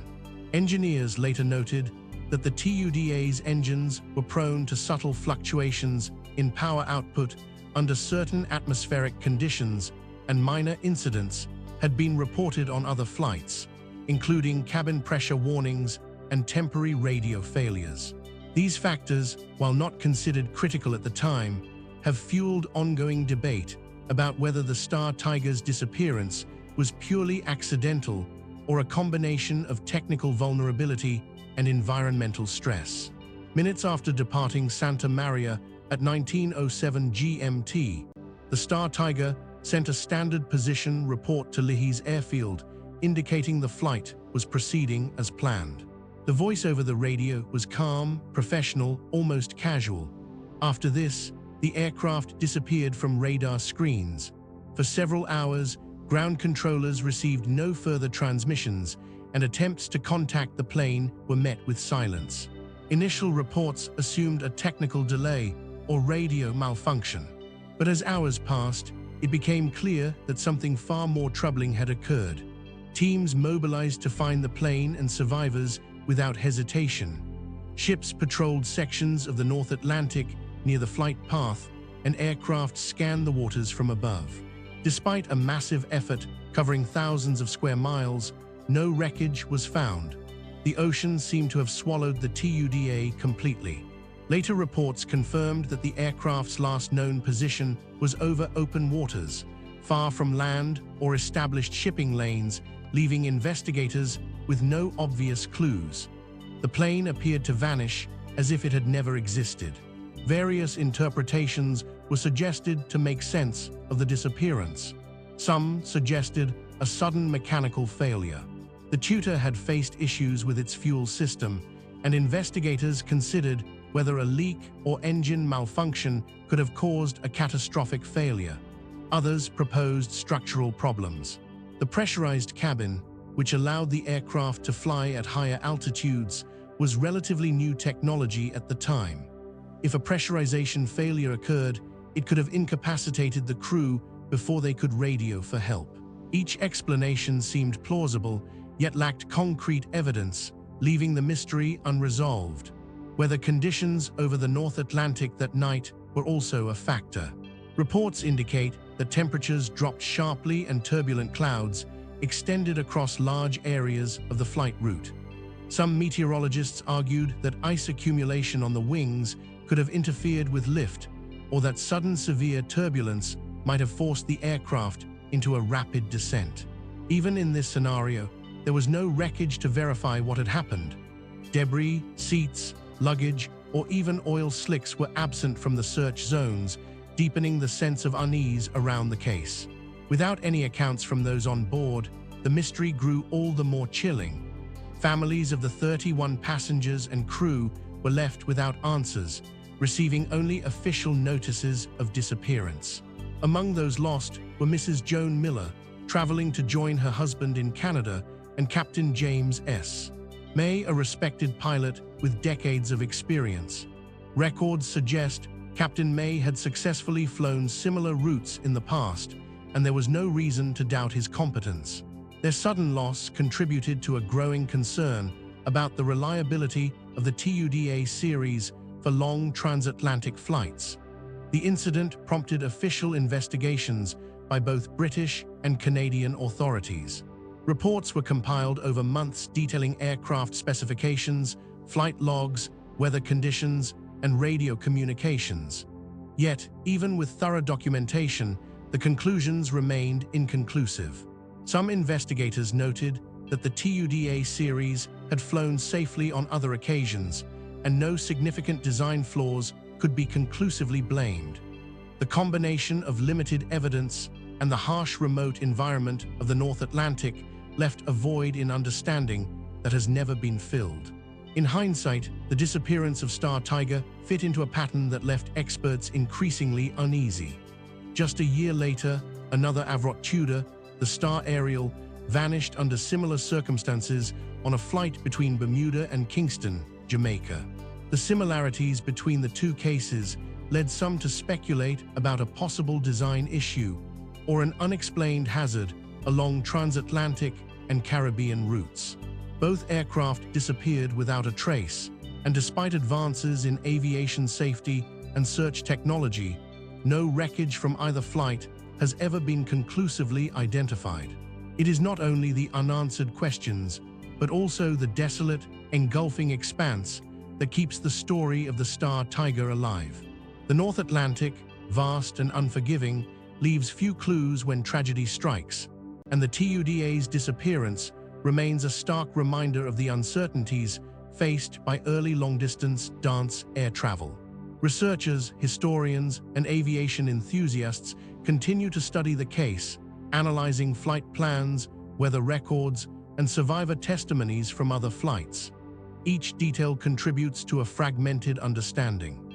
Yet the central mystery, the aircraft simply disappearing into the ocean, persists. Modern breakthroughs in underwater exploration have brought renewed focus to locating the TUDA's resting site. Autonomous underwater vehicles and deep-sea sonar mapping have scanned regions of the North Atlantic consistent with the Star Tiger's flight path, yet no definitive wreckage has emerged. The case has also influenced modern safety protocols, contributing to stricter aircraft maintenance checks and the implementation of more reliable transatlantic tracking systems. While the Star Tiger may never be found, the lessons learned from its loss continue to shape aviation safety standards and underscore the challenges of early long-range commercial flight. Time has not dulled interest in the Star Tiger, which still inspires careful study and widespread speculation. Modern technology allows for sonar mapping and deep-sea exploration. Yet, the TUDA has never been located. Families continue to honor the memory of those aboard, and the case appears on lists of the most baffling aviation disappearances of the 20th century. In the end, the TUDA's loss is not just about a plane vanishing. It represents the limits of human knowledge and the enduring power of the unknown, floating silently somewhere beneath the cold, dark waters of the North Atlantic. The mystery of the missing Douglas C-54 Skymaster, NC 88843. A Douglas C-54 Skymaster left San Juan, Puerto Rico, heading toward Miami, Florida on a bright afternoon in December 1947. The aircraft carried 56 people, including passengers and crew, and held a full load of cargo. Weather reports along the flight path indicated mild winds and no storms, making it seem like a routine journey. Yet, as the plane crossed the Straits of Florida, all contact with air traffic control suddenly ceased. Attempts to radio the Skymaster produced only static, and within minutes, it seemed to vanish completely from radar. The C-54 was operated by Pan American World Airways, one of the largest carriers of the era. Designed during World War II for long-haul transport, the Skymaster had a reputation for reliability, and its 4 engines were considered robust for transcontinental flights. The flight crew included Captain Robert L. Jackson, a pilot with more than 10 years of experience, and First Officer Henry K. Phillips, who had previously flown similar routes without incident.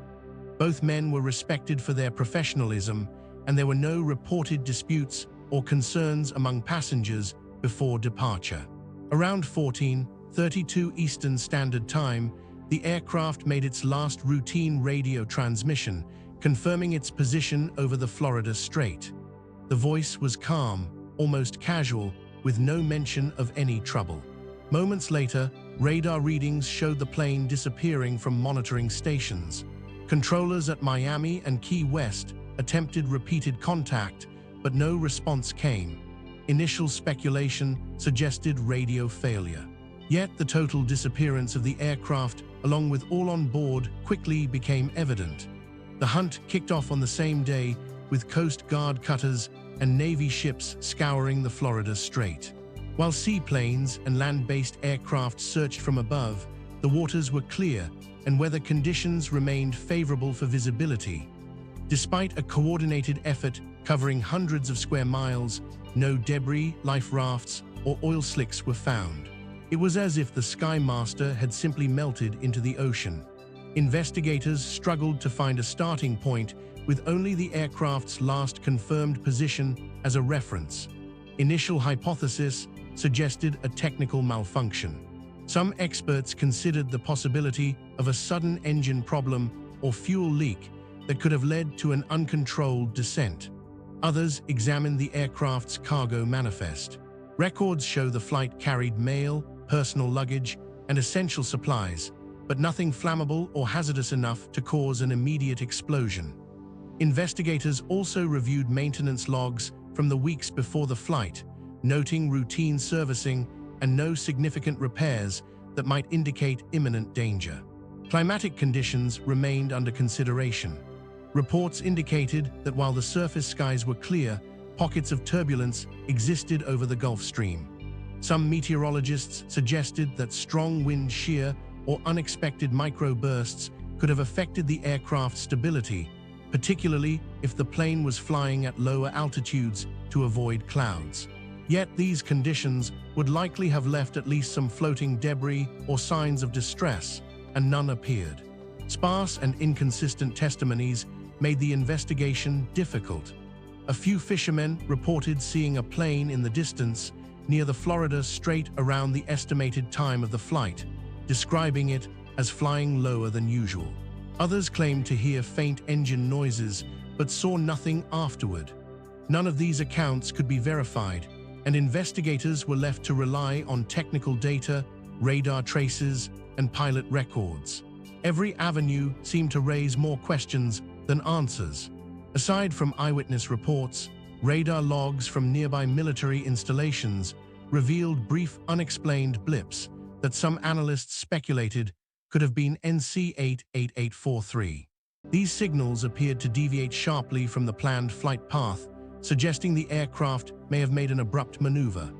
While the data was inconclusive, it raised questions about whether the Skymaster experienced sudden mechanical failure, evasive action to avoid turbulence, or even an external interference that disrupted its trajectory. Analysts noted that such deviations were rare in commercial aviation at the time, making the Skymaster's disappearance even more perplexing. The case of NC-88843 drew parallels with other unexplained disappearances in the region. Aviation experts noted the similarity to incidents involving other military and commercial aircraft in the region during the late 1940s. The Skymaster's sudden disappearance, with no emergency signals or traces of wreckage, added to the sense of mystery surrounding early post-war aviation. The case also highlighted the challenges of flying over open water, where even experienced crews could encounter dangers that left no evidence behind. Devastation struck the families of the 56 passengers and crew. Among the missing were Mrs. Elena Graham, traveling to Miami to visit relatives, and Lieutenant James H. Carter, returning from duty assignments in Puerto Rico. Communications with next of kin were limited, and official notices provided little more than confirmation of disappearance. Many families refused to accept that the plane could simply vanish, hoping for years that survivors might eventually emerge. Yet none ever did. The Civil Aeronautics Board and Pan American executives took part in months-long government investigations. Officials examined navigation logs, radio transcripts, maintenance schedules, and even the design of the C-54 itself. Some reports suggested minor vulnerabilities in early models of the Skymaster, including potential electrical malfunctions, but no evidence directly linked these issues to the disappearance. The final investigation report concluded that the plane was lost over the Florida Strait, but the exact cause remained undetermined. The inquiry also included an assessment of how human factors could have affected the outcome. Crew fatigue, spatial disorientation, or navigational errors were considered, especially given the flight's timing in late afternoon when sun glare over the water could have affected visual cues. Although both pilots were experienced, the CAB report acknowledged that even seasoned aviators could misjudge altitude or position over featureless stretches of sea. This line of inquiry, while speculative, highlighted how human limitations combined with mechanical and environmental challenges could lead to a sudden, untraceable disappearance. With time, the tale of NC-88843 became part of aviation history alongside other unexplained vanishings in the region. Decades later, historians and researchers still study the incident, analyzing flight patterns, ocean currents, and surviving records to speculate on what might have happened. Some suggest the plane may have descended too low, striking the water without leaving traces in strong Gulf Stream currents. Others propose sudden structural failure or an unknown combination of mechanical and environmental factors. Each hypothesis provides a possible explanation, but none can be confirmed. The C-54 Skymaster's disappearance serves as a reminder of the uncertainties that early long-distance dance flights faced.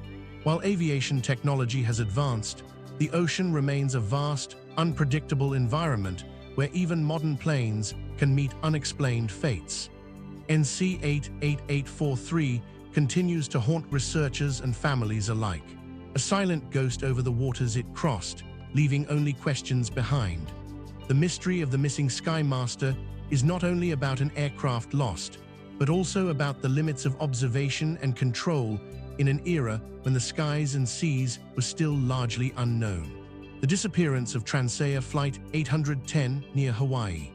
A routine flight turned into a chilling mystery when Transair Flight 810, a cargo Douglas DC-6, lifted off from Daniel K in Norway International Airport on August 2, 2021, bound for Honolulu with a load of heavy equipment. The weather seemed calm at first, with light trade winds brushing the Pacific, but the routine would soon unravel into chaos.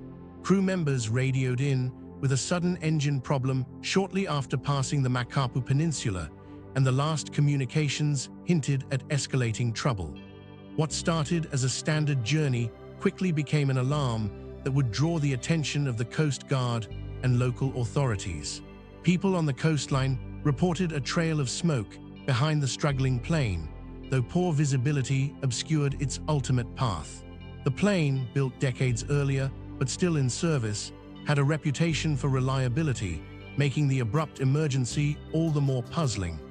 Air traffic controllers tracked its erratic movements as the pilot attempted to navigate toward a safe landing point, but the DC-6 seemed to lose altitude faster than expected. Witnesses later described the plane as wobbling, almost floating before it disappeared, swallowed by the endless blue. Radar data later revealed that the aircraft had deviated slightly from its planned flight path before reporting engine trouble, suggesting the crew may have been attempting to avoid a storm system forming near the northern coast of Oahu. Meteorologists noted that although conditions seemed mild overall, sudden microbursts could occur, creating unpredictable turbulence over the water. This subtle shift in trajectory may have contributed to the challenges in controlling the plane as it struggled to maintain altitude. Inside the cockpit, the crew faced a harrowing situation that combined technical failure and the unforgiving expanse of the Pacific. Captain Lacey Higa, a veteran with years of experience flying cargo routes, remained calm over the radio, reporting engine trouble and preparing for an emergency landing. Co-pilot Jesse Herod worked to stabilize the aircraft, but the heavy cargo made the plane less responsive. The conversation captured in the flight recording shows a meticulous attempt to troubleshoot, yet despite every effort, the situation deteriorated rapidly. Operations to find the aircraft started right away, involving Coast Guard helicopters and ships patrolling the waters of its last known coordinates. The initial reports were sparse. Only small debris and traces of fuel were spotted amid the waves, offering few clues to the aircraft's final moments. The currents of the Hawaiian waters complicated the search, dispersing wreckage over a wide area. Every hour that passed without a major discovery intensified fears that the plane and its crew could vanish entirely beneath the waves. Coverage by local news focused on the extraordinary circumstances, with interviews of witnesses and experts discussing possible explanations. Some noted the age of the aircraft, while others suggested mechanical failure or human error. Analysts pointed to the difficulty of maintaining older cargo planes on rigorous schedules and the potential for sudden malfunctions even during routine flights. Despite these assessments, nothing concrete emerged, leaving the disappearance shrouded in uncertainty and prompting questions that remain unanswered. When night descended on the islands, search operations pressed on under bright floodlights, with divers and sonar-equipped vessels scanning the ocean floor. The vastness of the Pacific made the task daunting, and even the most sophisticated equipment could only cover so much. Families of the crew were left in suspense, relying on updates from the Coast Guard and aviation authorities. The tension and silence around the unfolding situation created a haunting sense of helplessness, magnified by the immensity of the surrounding sea. The Coast Guard also deployed unmanned drones equipped with thermal imaging to search areas too dangerous for divers at night. These drones captured fleeting heat signatures near floating debris, hinting that parts of the cargo or aircraft structure remained partially intact on the surface. While none confirmed the location of the cockpit or crew, the data provided the first concrete indication of where to concentrate the next phase of recovery efforts. Recovered debris offered small fragments of evidence, but no definitive explanation. Sections of the fuselage, engine parts, and personal items were found scattered across miles of open water. Each piece raised questions rather than answers. Why had the plane gone down so quickly? And why had no distress signal indicated a catastrophic failure? Investigators examined the recovered components meticulously, looking for signs of structural failure, fire, or other malfunctions. But every analysis added layers to the mystery rather than solving it. The investigative team expanded their work past visual inspections, applying sophisticated forensic techniques to study metal wear, corrosion patterns, and tiny traces on engine components. Specialists from the National Transportation Safety Board, NTSB, collaborated with Hawaiian aviation authorities and even consulted experts in older aircraft restoration to piece together how a plane with a solid maintenance record could fail so abruptly. International cooperation also played a role with agencies in Canada and Europe, providing comparative data on similar DC-6 models and historical incident patterns, emphasizing how the disappearance of Flight 810 could inform future safety protocols for vintage aircraft still in operation. From nearby vessels and coastal homes, eyewitnesses offered fragmented views of the flight's final moments. Some described the aircraft dipping sharply before leveling briefly and then disappearing entirely as if swallowed by the sea. Others reported faint trails of smoke consistent with mechanical trouble, but not enough to reveal the severity of what had occurred. These fragmented observations only deepened the intrigue, leaving the final moments of Flight 810 as a sequence of unconnected, eerie snapshots. Through flight logs, radar tracking, and radio transmissions, authorities have reconstructed parts of the journey, but the complete chain of events is still uncertain. Experts consider multiple factors, including engine failure, overloading, and sudden loss of control, but no single explanation fits all the details. The aircraft itself, despite decades of service, was well maintained and had passed recent inspections, making the crash an unexpected and disturbing anomaly in aviation records. Beyond the technical investigation, the disappearance of Flight 810 left a profound mark on the local community and the broader aviation world. Pilots and cargo operators expressed heightened concern over flying older aircraft in unpredictable weather, while residents near Oahu recounted lingering anxiety and vivid memories of smoke streaks against the horizon. Aviation safety seminars in Hawaii began incorporating lessons from the incident, emphasizing preparedness for sudden emergencies and the importance of real-time tracking systems, demonstrating that the impact of Flight 810 extended far beyond the ocean waves that claimed it. In the hearts of Hawaiians and the minds of aviation experts, the disappearance of Flight 810 endures.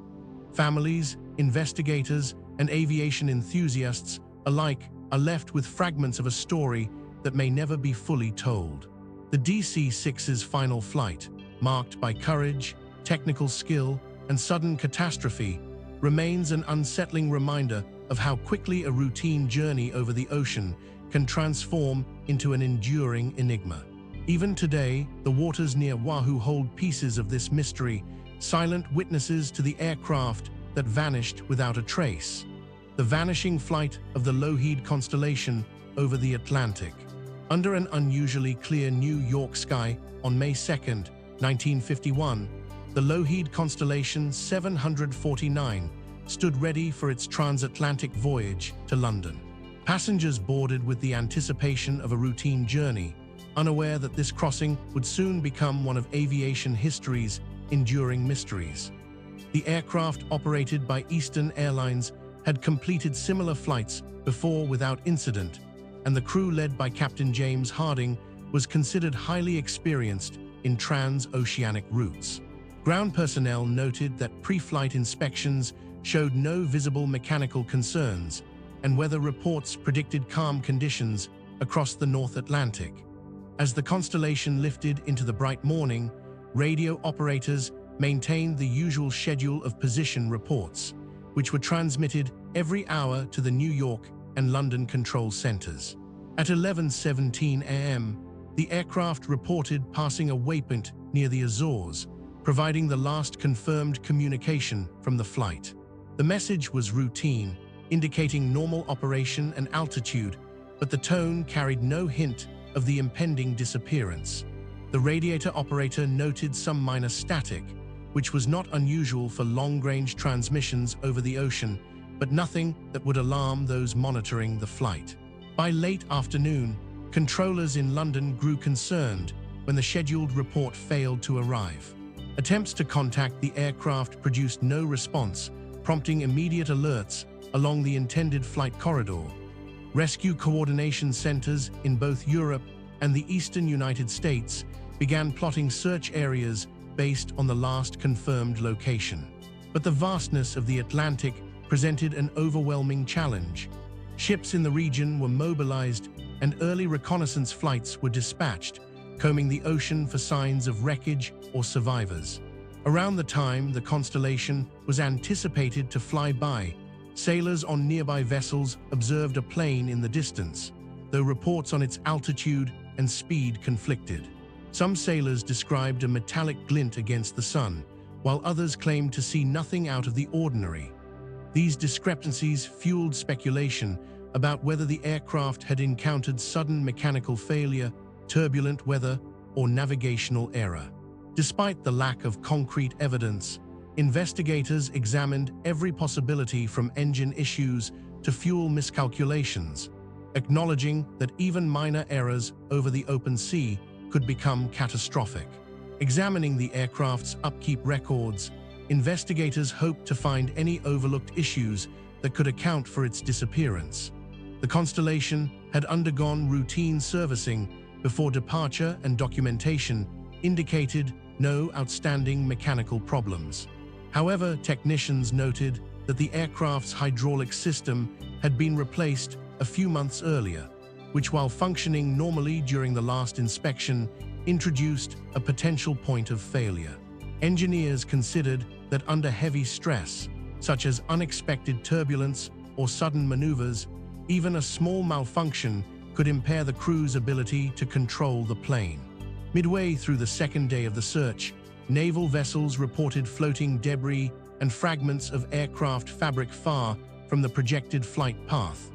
While none of the pieces could be conclusively identified as belonging to the constellation, their presence deepened the sense of urgency. Divers and reconnaissance planes scanned the ocean surface for additional clues, encountering only isolated flatworms scattered across hundreds of square miles. Every recovered item was catalogued meticulously, but the lack of identifiable aircraft components made it impossible to confirm the aircraft's final location. Using echoes and atmospheric interference readings, radar stations along Europe's coast worked to reconstruct the constellation's final trajectory. Analysts considered the effects of strong winds, possible magnetic deviations, and even electrical storms. Yet, the reconstruction produced conflicting possibilities. Some models suggested the aircraft could have strayed hundreds of miles north or south of its planned route, while others implied it might have descended rapidly due to sudden loss of control. Each scenario left more questions than answers, with no survivors or distress signals to clarify what had occurred. As news came in sporadically, families waited in apprehension, piecing together fragments of speculation and the sparse information available. Public interest surged as newspapers detailed the flight's routine departure and the mysterious failure to arrive, emphasizing the constellation's reputation for safety and the experience of its pilots. The absence of bodies or wreckage only intensified the mystery, prompting theories ranging from catastrophic engine failure to more far-reaching suggestions, including unreported weather phenomena. Emotional appeals from loved ones highlighted the human cost of the disappearance, even as investigative teams continued to comb the Atlantic with little success. Months after the flight vanished, the official inquiry concluded without definitive answers, noting that the most plausible explanation involved a combination of mechanical failure and navigational error in an area where rescue efforts were severely limited. The final report cited the lack of concrete evidence as the primary obstacle, acknowledging that over time, the likelihood of discovering significant wreckage would diminish due to ocean currents and depth. Despite extensive research, analysis of maintenance records, and testimonies from ship crews in the region, the Lockheed constellation over the Atlantic remained lost to history. Buried within dusty records, potential leads kept the case relevant, compelling experts and enthusiasts to look for what had been missed. Some amateur researchers claimed to find correlations between the disappearance and similar incidents involving early transatlantic flights, particularly issues with the aircraft's pressurization system and long-range navigation errors. Others explored meteorological data from May 1951, suggesting that microbursts or sudden storms could have created unexpected turbulence, potentially overwhelming the aircraft systems. Apart from that, archival communications logs have revealed subtle inconsistencies in the aircraft's last transmissions. Some experts suggest that slight timing delays and signal distortions might indicate the plane encountered unexpected atmospheric anomalies, such as sudden ionospheric disturbances, which could have interfered with navigation systems. These anomalies, rare but documented in the North Atlantic, provide a plausible explanation for the aircraft veering far off course without any distress signal. Furthermore, contemporary analysis of similar Lockheed Constellation flights during the early 1950s shows a recurring pattern of minor hydraulic and fuel system irregularities under prolonged high-altitude operation. While none of these incidents resulted in loss of life, researchers argue that the combination of stress factors, turbulence, extended flight duration, and minor mechanical inconsistencies could have compounded rapidly, creating an almost invisible chain reaction that left the aircraft vulnerable during its Atlantic crossing. From time to time, minor traces like unidentified debris or first-hand accounts from deep-sea fishermen sparked renewed hope that the constellation could eventually be located. Advances in underwater search technology, including sonar mapping and remotely operated vehicles, raised the possibility that remnants of the aircraft could eventually be located on the ocean floor. Until then, the flight's disappearance remained an unsettling reminder of the risks inherent in early transatlantic air travel, a mystery marked by the silence of the Atlantic and the lives that vanished without a trace. The lost DC-3 over the Amazon jungle. A thick morning fog hung over the banks of the Rio Negro on October 12, 1947. As the Douglas DC-3 prepared for its routine flight from Manaus to BM, passengers loaded their bags and settled into the cabin, unaware that the journey would turn into one of South America's most enduring aviation mysteries. The aircraft, operated by rail transporters Aeros, had a reputation for reliability, and Captain Alvaro Santos, with over 15 years of flying experience, was confident in the safety of the route. Ground crews reported no mechanical issues during pre-flight checks, and local weather seemed stable, though the jungle often concealed sudden storms. After takeoff, the DC-3 quickly gained altitude, leaving the twisting river and the vast Amazonian forest below. Radio communications remained routine as the crew reported their position to regional control towers. At 9:47 a.m., the last message was sent, confirming a smooth climb and cruising altitude. Moments later, the signal ceased, leaving controllers puzzled and increasingly worried. Attempts to re-establish contact went unanswered, signaling that something had gone wrong over the vast, uncharted jungle below. From the outset, search operations faced extraordinary obstacles, as the dense Amazonian canopy made the terrain almost impossible to navigate. Planes sent from Manaus could only glimpse fragments of clearing between the trees and rivers twisted unpredictably through this forest, offering few reliable landmarks. Naval and military units coordinated with local tribes to mount ground searches, but the rugged terrain slowed progress. Any crash site was likely to be isolated, hidden beneath layers of thick vegetation, and survival beyond the initial impact seemed unlikely without immediate rescue. Inhabitants of the remote riversides reported the sound of an aircraft engine giving out while in a loft. Eyewitness accounts described a sudden low-flying plane trailing smoke before vanishing behind the dense canopy. While these reports could not be fully verified, investigators included them in their reconstruction of the flight's final moments. Many speculated that the DC-3 may have encountered an unexpected downdraft or severe mechanical failure, but with no wreckage to confirm, the theory remained uncertain. Days into the search, the rainforest yielded scattered evidence. Twisted metal fragments and charred debris found along riverbanks, though none could be conclusively identified as belonging to the missing DC-3. Rescue teams meticulously documented each find, hoping a recognizable part, such as the aircraft's wing or propeller, might reveal the crash site. The Amazon's humid climate and constant rainfall complicated preservation, and each discovery offered more questions than answers, leaving authorities frustrated and families desperate for news.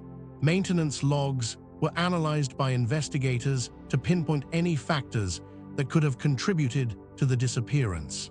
The DC-3 had been serviced 2 weeks prior with minor repairs made to the fuel system and control surfaces. While nothing appeared out of the ordinary, specialists considered the possibility that the dense humid air could have contributed to engine issues. The route's long stretches over uninhabited terrain demanded precise navigation, and even a minor miscalculation could send the plane far off course, deep into inaccessible jungle. Much later, researchers examining satellite and aerial imagery noticed faint clearings, leading some to believe they might obscure remnants of the missing plane. Analysts pointed to irregularities in tree patterns and unusual land scarring that could indicate a crash. Though confirmation was impossible without an on-site investigation, scholars and aviation enthusiasts debated whether natural changes in the landscape over decades might have hidden any trace entirely, leaving the DC-3 as one of the Amazon's lost mysteries. River communities nurtured legends of the vanished plane, speaking of strange illuminations and the ghostly echo of engines through the night forest.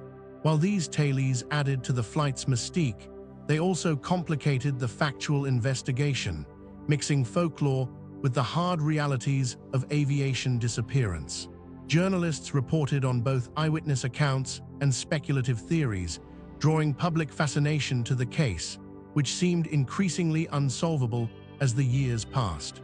Efforts to piece together the flight's trajectory relied heavily on survivor accounts from other flights along the same route, comparing wind patterns, river markers, and average speeds of similar DC-3s. Analysts suggested that the plane may have been forced to make an emergency descent due to sudden weather shifts, but the combination of dense forest and the lack of modern navigation aids made exact reconstruction nearly impossible. Each scenario remained hypothetical, relying on probabilities rather than tangible proof. By 1948, after months of extensive searching, official reports concluded that the DC-3 had likely crashed somewhere deep in the Amazon, but no definitive location was ever confirmed. Families continued to hope for a breakthrough. While authorities acknowledged the limitations of jungle search operations, the mystery persisted, leaving the disappearance as a cautionary tale about early aviation over remote and unforgiving terrain. Well after it had gone missing, attention returned to the DC-3 as adventurers and documentarians attempted to trace its final path. Using modern equipment such as drones and satellite imagery, teams attempted to identify remnants that could confirm the aircraft's fate. Some fragments of aluminum and old aviation gear were found in isolated areas, yet none were conclusively linked to the missing flight. These intermittent discoveries only deepen the intrigue, proving that the Amazon still concealed its secrets. Modern improvements in forensic analysis and mapping technology have revived public and investigative interest in the DC-3 case. Specialists in aviation archaeology have begun using layer scanning to penetrate the dense jungle canopy, revealing depressions and unusual terrain formations that were invisible to earlier search teams. While no confirmed wreckage has yet been located, these scans have allowed investigators to narrow down potential crash zones, providing hope that decades-old mysteries may finally yield concrete evidence. Some researchers have also cross-referenced old eyewitness testimonies with these digital maps, attempting to reconcile folklore with geographical data to pinpoint areas where debris could have accumulated. Concurrently, archival research has provided insight into aviation patterns in the Amazon during the late 1940s. Post-war Brazil saw a surge in regional aviation, with small airlines like rail transporters across pushing to connect remote cities despite minimal infrastructure. Pilot logs and contemporary reports indicate that sudden micro-bursts, tropical storms, and rapidly changing wind patterns were frequent hazards often underestimated by crews relying on basic instruments. These environmental factors, combined with the logistical challenges of maintaining aircraft in a humid jungle climate, underscore the precarious conditions under which the DC-3 operated. Such insights not only provide a clearer understanding of the flight's disappearance, but also illustrate the enduring difficulties faced by early aviation pioneers over South America's most formidable terrain. The missing DC-3 became a legendary chapter in aviation, often used to illustrate the formidable challenges early pilots faced when flying over the Amazon. Experts noted that the combination of unpredictable weather, limited navigational technology, and the jungle's sheer density made survival of both aircraft and passengers unlikely once an emergency arose. Researchers and enthusiasts continued to study archival reports, hoping that even a single clue might one day reveal the truth about the vanished flight. The disappearance of Brunei Royal Flight 6. The morning skies above Bandar-Seri Begawan were unusually calm on June 2, 1997, as the sleek Boeing 747-400 of Brunei Royal Flight 6 prepared for departure. The aircraft, carrying members of the royal family, along with diplomats and crew, taxied quietly along the runway, its polished fuselage catching the first light of dawn. Captain H.J. Mobin Taha ran through the final pre-flight checks, while co-pilot H.J.J. Sulian Binhis monitored the instruments with practiced precision. Ground staff waved one last time before the aircraft lifted gently into the air bound for Singapore. Few could have imagined that this routine journey would vanish into history as one of aviation's most baffling mysteries. The hum of the engines mixed with the occasional radio chatter, but soon the routine became unsettlingly silent as the aircraft climbed over the dense jungle in the South China Sea beyond. By the time Flight 6 reached cruising altitude, the cockpit reported nothing unusual. Radar screens confirmed a steady climb, and air traffic control in Singapore acknowledged the flight's expected approach time. Passengers reclined in plush seats, unaware that every mile traveled carried them farther from any chance of rescue. Cabin attendants moved quietly down the aisles, offering drinks and checking on the comfort of royal dignitaries and staff. Outside the windows, the horizon stretched into an endless blue, the ocean glinting under the rising sun, while deep beneath, no one could foresee the silence that would follow. The crews practiced calm and masked the tension that would soon grip the nation, leaving only routine operations on a plane that was about to vanish without a trace. A distress signal, brief and cryptic, cut through the calm. At 9:47 local time, Flight 6 sent a sudden transmission, reporting a rapid loss of altitude. Though the exact cause remained unclear, radar contact began to falter, flickering like a candle struggling against a wind. Pilots attempted to maintain control, their voices tense but measured. Yet the last words heard over the radio carried no hint of the catastrophe unfolding. Search and rescue teams in both Brunei and Singapore scrambled to respond. But even the most advanced radar of the era could not trace the aircraft's final path. The usual routines of aviation gave way to an uneasy silence that left ground controllers staring at empty screens, wondering how a plane so large could disappear so completely. The hours ticked by painfully slowly as families of the passengers grappled with mounting worry. Rumors spread quickly, fueled by sparse reports from authorities and conflicting eyewitness accounts from other pilots in the region. Some claimed faint glimpses of a large aircraft near Palomar Bassar, while others insisted no trace had appeared at all. Investigators combed the flight plan and maintenance logs for clues, noting that the aircraft had undergone all scheduled inspections and that weather reports indicated only minor turbulence. The mystery deepened when no debris was found along the anticipated flight path, and no distress beacon seemed to transmit any further signal. Each passing hour compounded the sense of disbelief, leaving the disappearance suspended in a haze of uncertainty and speculation. Within 3 days, nations had contributed to the search, sending naval and air units across the expanse between Brunei and Singapore. Satellite imagery was reviewed meticulously, and sonar scans probed beneath the surface of the ocean, but each method yielded nothing. The aircraft's enormous size should have produced a significant signature. Yet the search teams found only waves and scattered fishing vessels. Investigators began considering extreme possibilities: sudden structural failure, mechanical malfunction, or a rare atmospheric event. None could explain why an aircraft designed for long-haul flights could vanish without leaving even a fragment behind. The lack of physical evidence left experts frustrated, as each theory seemed plausible yet unverifiable.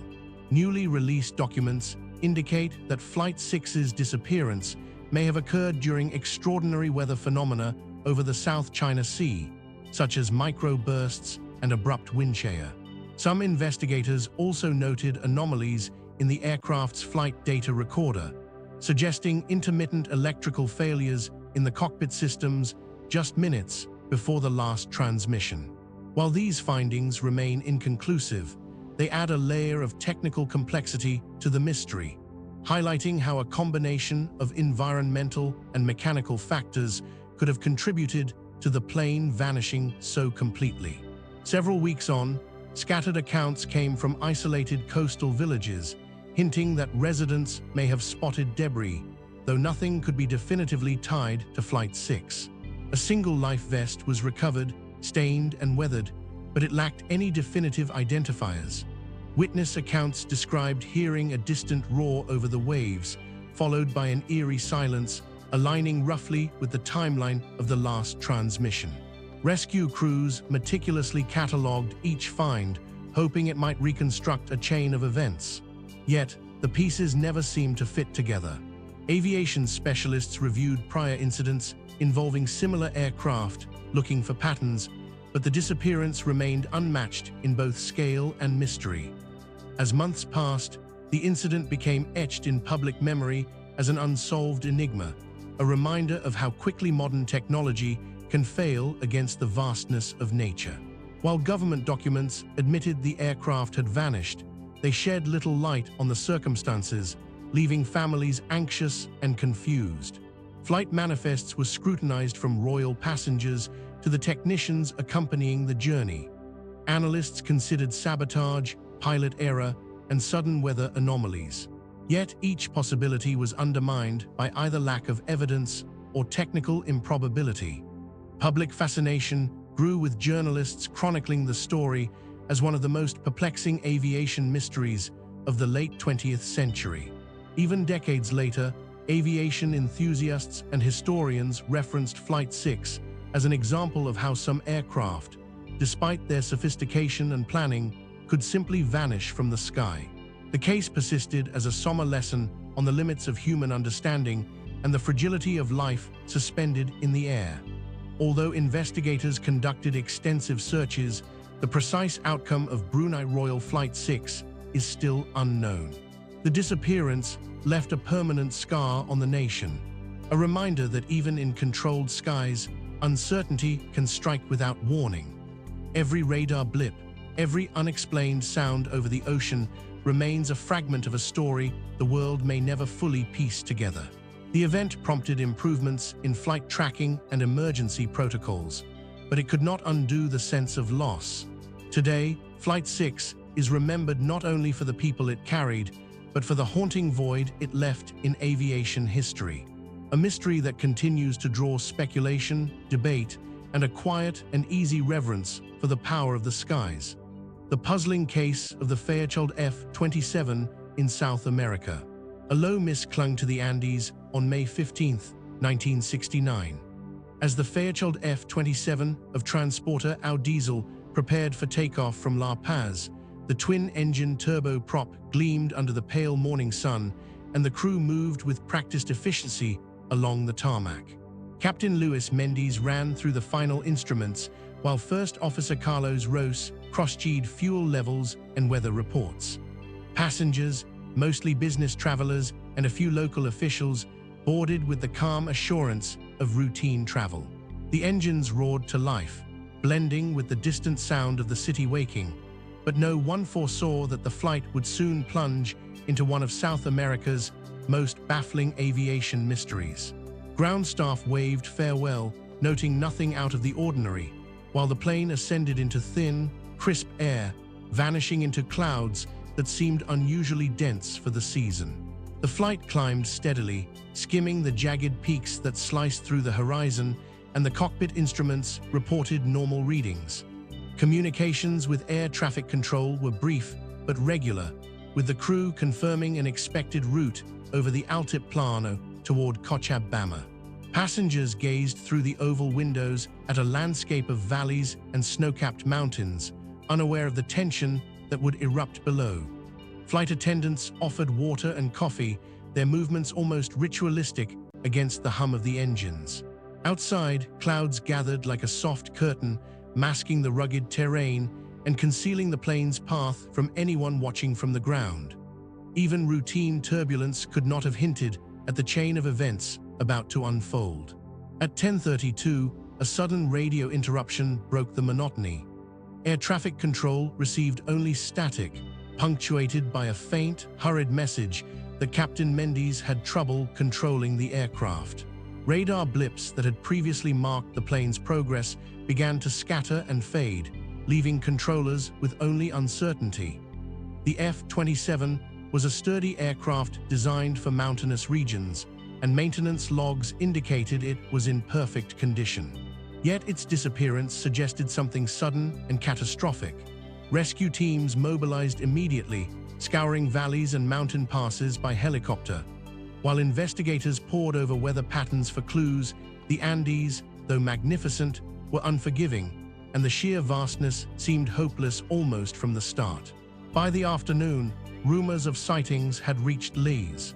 Locals from remote villages spoke of hearing a loud engine roar followed by a strange silence, claiming it came from a gorge near the Rio Grande. Others insisted they saw an aircraft silhouette weaving through the clouds before vanishing. Search helicopters combed the region, but the dense forests and deep canyons frustrated every attempt to pinpoint the aircraft.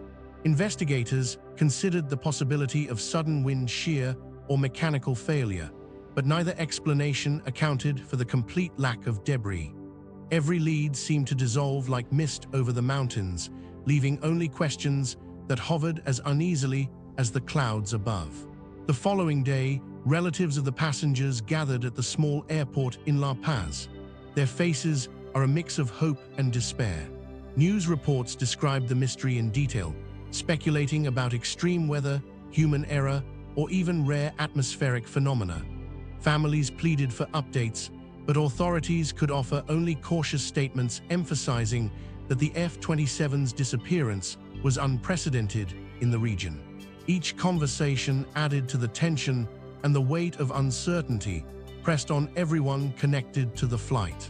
Meanwhile, search crews expanded their efforts, deploying ground teams into uncharted trails and using helicopters to scan for any sign of wreckage. Yet, the mountains seemed to swallow both planes and hope alike.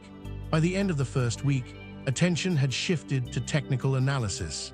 Radar logs were scrutinized repeatedly, and meteorologists reviewed storm formations in the area, noting a sudden updraft recorded near the flight path. Pilot logs were examined, including Captain Mendy's extensive experience in mountain aviation, and nothing indicated error. Investigators debated whether a mid-air structural failure combined with localized turbulence could explain the disappearance, but no evidence of impact emerged. The mystery deepened when a small village resident reported hearing a distant explosion hours after the last transmission, though no confirmation could be made. Each detail, fragmentary as it was, only added layers to a puzzle no one could fully solve.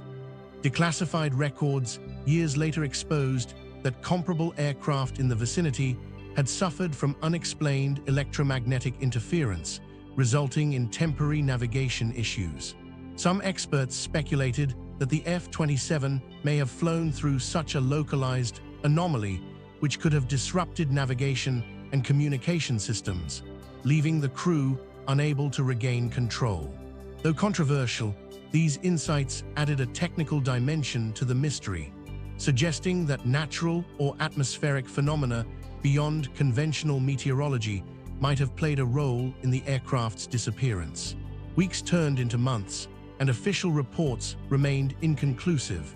International aviation experts were called in to advise, analyzing similar incidents in South America, yet none mirrored the abrupt vanishing of the F-27.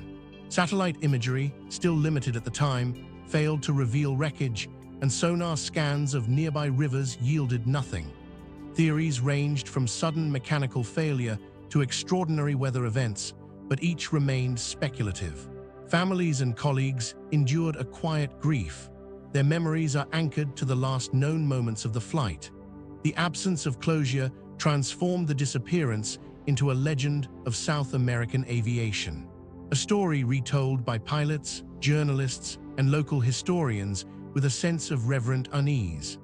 As a testament to flight's vulnerability, the F-27 reflects the overwhelming power of the natural world. The Andes, beautiful and imposing, continue to guard the plane's secrets, leaving only scattered reports and incomplete accounts. Investigators occasionally revisit the case, examining newly available satellite technology and reanalyzing weather data, but the aircraft has never been located. Families continue to honor the lost passengers, recounting the story with sorrow and a faint hope that one day answers might surface. The flight stands as a testament to the unpredictable power of the mountains and the enduring mystery that a single ordinary journey can leave behind when it vanishes without a trace. The mystery surrounding the missing short Sunderland flying boat. A low mist hovered over the rugged coastline as the short Sunderland prepared for takeoff, its 4 engines vibrating with the intensity of anticipation, and Captain Jameson checked the instruments one last time, noting the subtle changes in air pressure that hinted at a storm moving in from the northwest. The crew, familiar with the challenges of patrolling the North Atlantic, moved with quiet efficiency, each action precise, yet carrying the weight of countless missions flown over unpredictable waters, where survival often depended on skill and instinct rather than luck. Even the ground staff paused briefly to watch the flying boat lift from the water, its massive hull cutting through the fog like a phantom, and a sense of unease lingered in the damp air as the engine's roar faded into the distance. The Sunderland's destination was routine enough, a resupply drop for a naval station, but the Atlantic was never truly forgiving, and small uncertainties can become calamities without warning. Radar operators at the nearby base noticed unusual echoes shortly after the plane disappeared from visual contact, flickering across the screens in irregular bursts that suggested turbulence far beyond normal patterns, prompting brief radio chatter that was swallowed by static and then silence. Lieutenant Harris, monitoring the instruments, tried to reconcile the readings with weather reports that predicted only scattered showers, but nothing in the data explained the sudden loss of the Sunderland from all tracking devices, leaving annoying tension among the team who had grown accustomed to patterns, even in unpredictable seas. Debriefing files later revealed minor discrepancies in fuel calculations, a factor that alone could never account for the disappearance, but added layers of mystery when combined with the lack of any distress signal. Late into the night, fishermen along the coast heard low, unidentifiable engine sounds that lingered beyond the plane's normal path.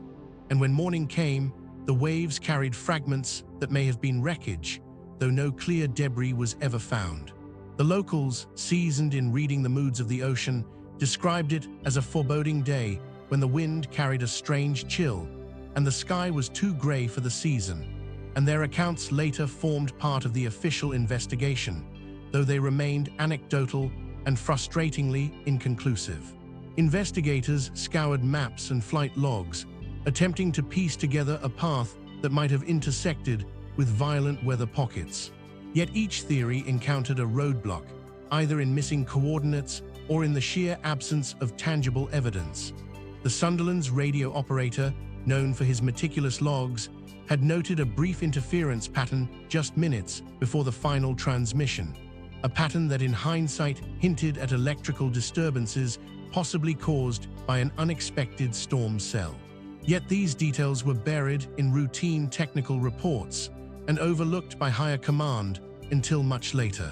The pattern itself, a series of fluctuating frequencies, seemed almost deliberate, as if some unseen force had interrupted the signal long enough to erase the aircraft from normal monitoring, leaving only a trail of questions about what the crew experienced in the last moments of their flight.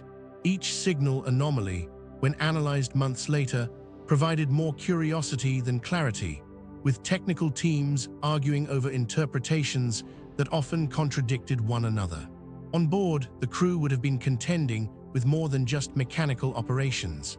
Facing the Atlantic's merciless winds and unpredictable currents, maneuvering over waters that had claimed countless ships and aircraft before them, relying on training honed in war zones, yet confronting an unfamiliar stillness that could not be countered by skill alone. Meteorological records indicate a sudden microburst that appeared along Sunderland's route, a phenomenon too localized for standard warnings, which may have forced abrupt altitude changes, and pilots of the era had few instruments sensitive enough to detect such shifts until it was already too late. The thought of such invisible hazards hanging in the vastness of the ocean lends a haunting realism to the mystery, emphasizing how nature could render a sophisticated flying machine almost invisible. A rapid response mobilized ships, aircraft, and local reconnaissance teams. Yet, despite days of intensive scanning, the Sunderland seemed to vanish into the gray Atlantic, leaving no trace behind. Pieces of equipment turned up occasionally, small fragments that suggested catastrophic structural failure rather than a soft water landing, but nothing confirmed the exact fate of the crew or the aircraft itself. Letters and reports later collected from officers involved in the search describe a surreal atmosphere where radar blips seemed almost taunting, appearing momentarily before fading into nothingness, and every sighting prompted cautious hope only to be dashed by the vast empty sea. Upon review years later, historians note that the Sunderland had faced several long-range flights in challenging environments. Each mission increases the odds of fatigue and minor errors compounding into disaster. Yet no personal log survived to reveal the mindset of the crew in those final hours. The absence of communication, coupled with an apparent lack of wreckage, allowed the imagination to fill in details, creating theories ranging from rapid structural failure due to hidden defects to encounters with violent storms that move faster than technology could predict. Even contemporary aviation experts remain divided on the likelihood of mechanical failure versus sudden environmental hazards, leaving the story suspended in uncertainty, a rare disappearance that refuses definitive explanation. Vanishing over the Atlantic, the short Sunderland remains a silent witness to the risks of pioneering long-distance flight, showing that even experienced crews could disappear, and meticulous analysis often only confirmed one truth. The ocean's reach defied full understanding. Researchers continue to study flight patterns, weather logs, and anecdotal sightings. Yet, Sunderland's final moments remain locked in mystery, a reminder that even the most advanced machines of the time were at the mercy of the elements. The disappearance, now etched into aviation history, endures as a symbol of uncertainty, where every fragment of information adds intrigue without revealing resolution. The vanishing of General Airways Flight 702. Rain pounded against the tarmac as General Airways Flight 702 prepared for departure from Lima's Jorge Chavez International Airport on March 14, 1968. And the passengers shuffled in with umbrellas dripping water across the waiting lounge. Unaware of the storm's subtle warning, the DC-6's engines growled to life, resonating through the hangar, while First Officer Manuel Rivera performed a final check of the instruments, noticing a slight fluctuation in the fuel gauge that he dismissed as minor. Yet the memory of that moment would haunt investigators for years. The flight was scheduled to connect Lima with La Paz, carrying 33 passengers and 6 crew members, including Colonel Luis Herrera, who was traveling for military briefings, and the weight of responsibility rested heavily on the crew as the aircraft lifted into the gray sky. Tower controllers exchanged routine signals as the plane climbed steadily, reporting altitude and course every few minutes until a sudden burst of static disrupted communications, leaving only fragmented phrases barely intelligible over the radio. Air traffic controller Raul Sanchez recalled seeing the radar blip waver before vanishing, prompting frantic attempts to re-establish contact. Yet nothing responded, and the monitors blinked as if the aircraft had simply evaporated from the radar. Nearby flights were diverted and instructed to search for visual signs of Flight 702 equals.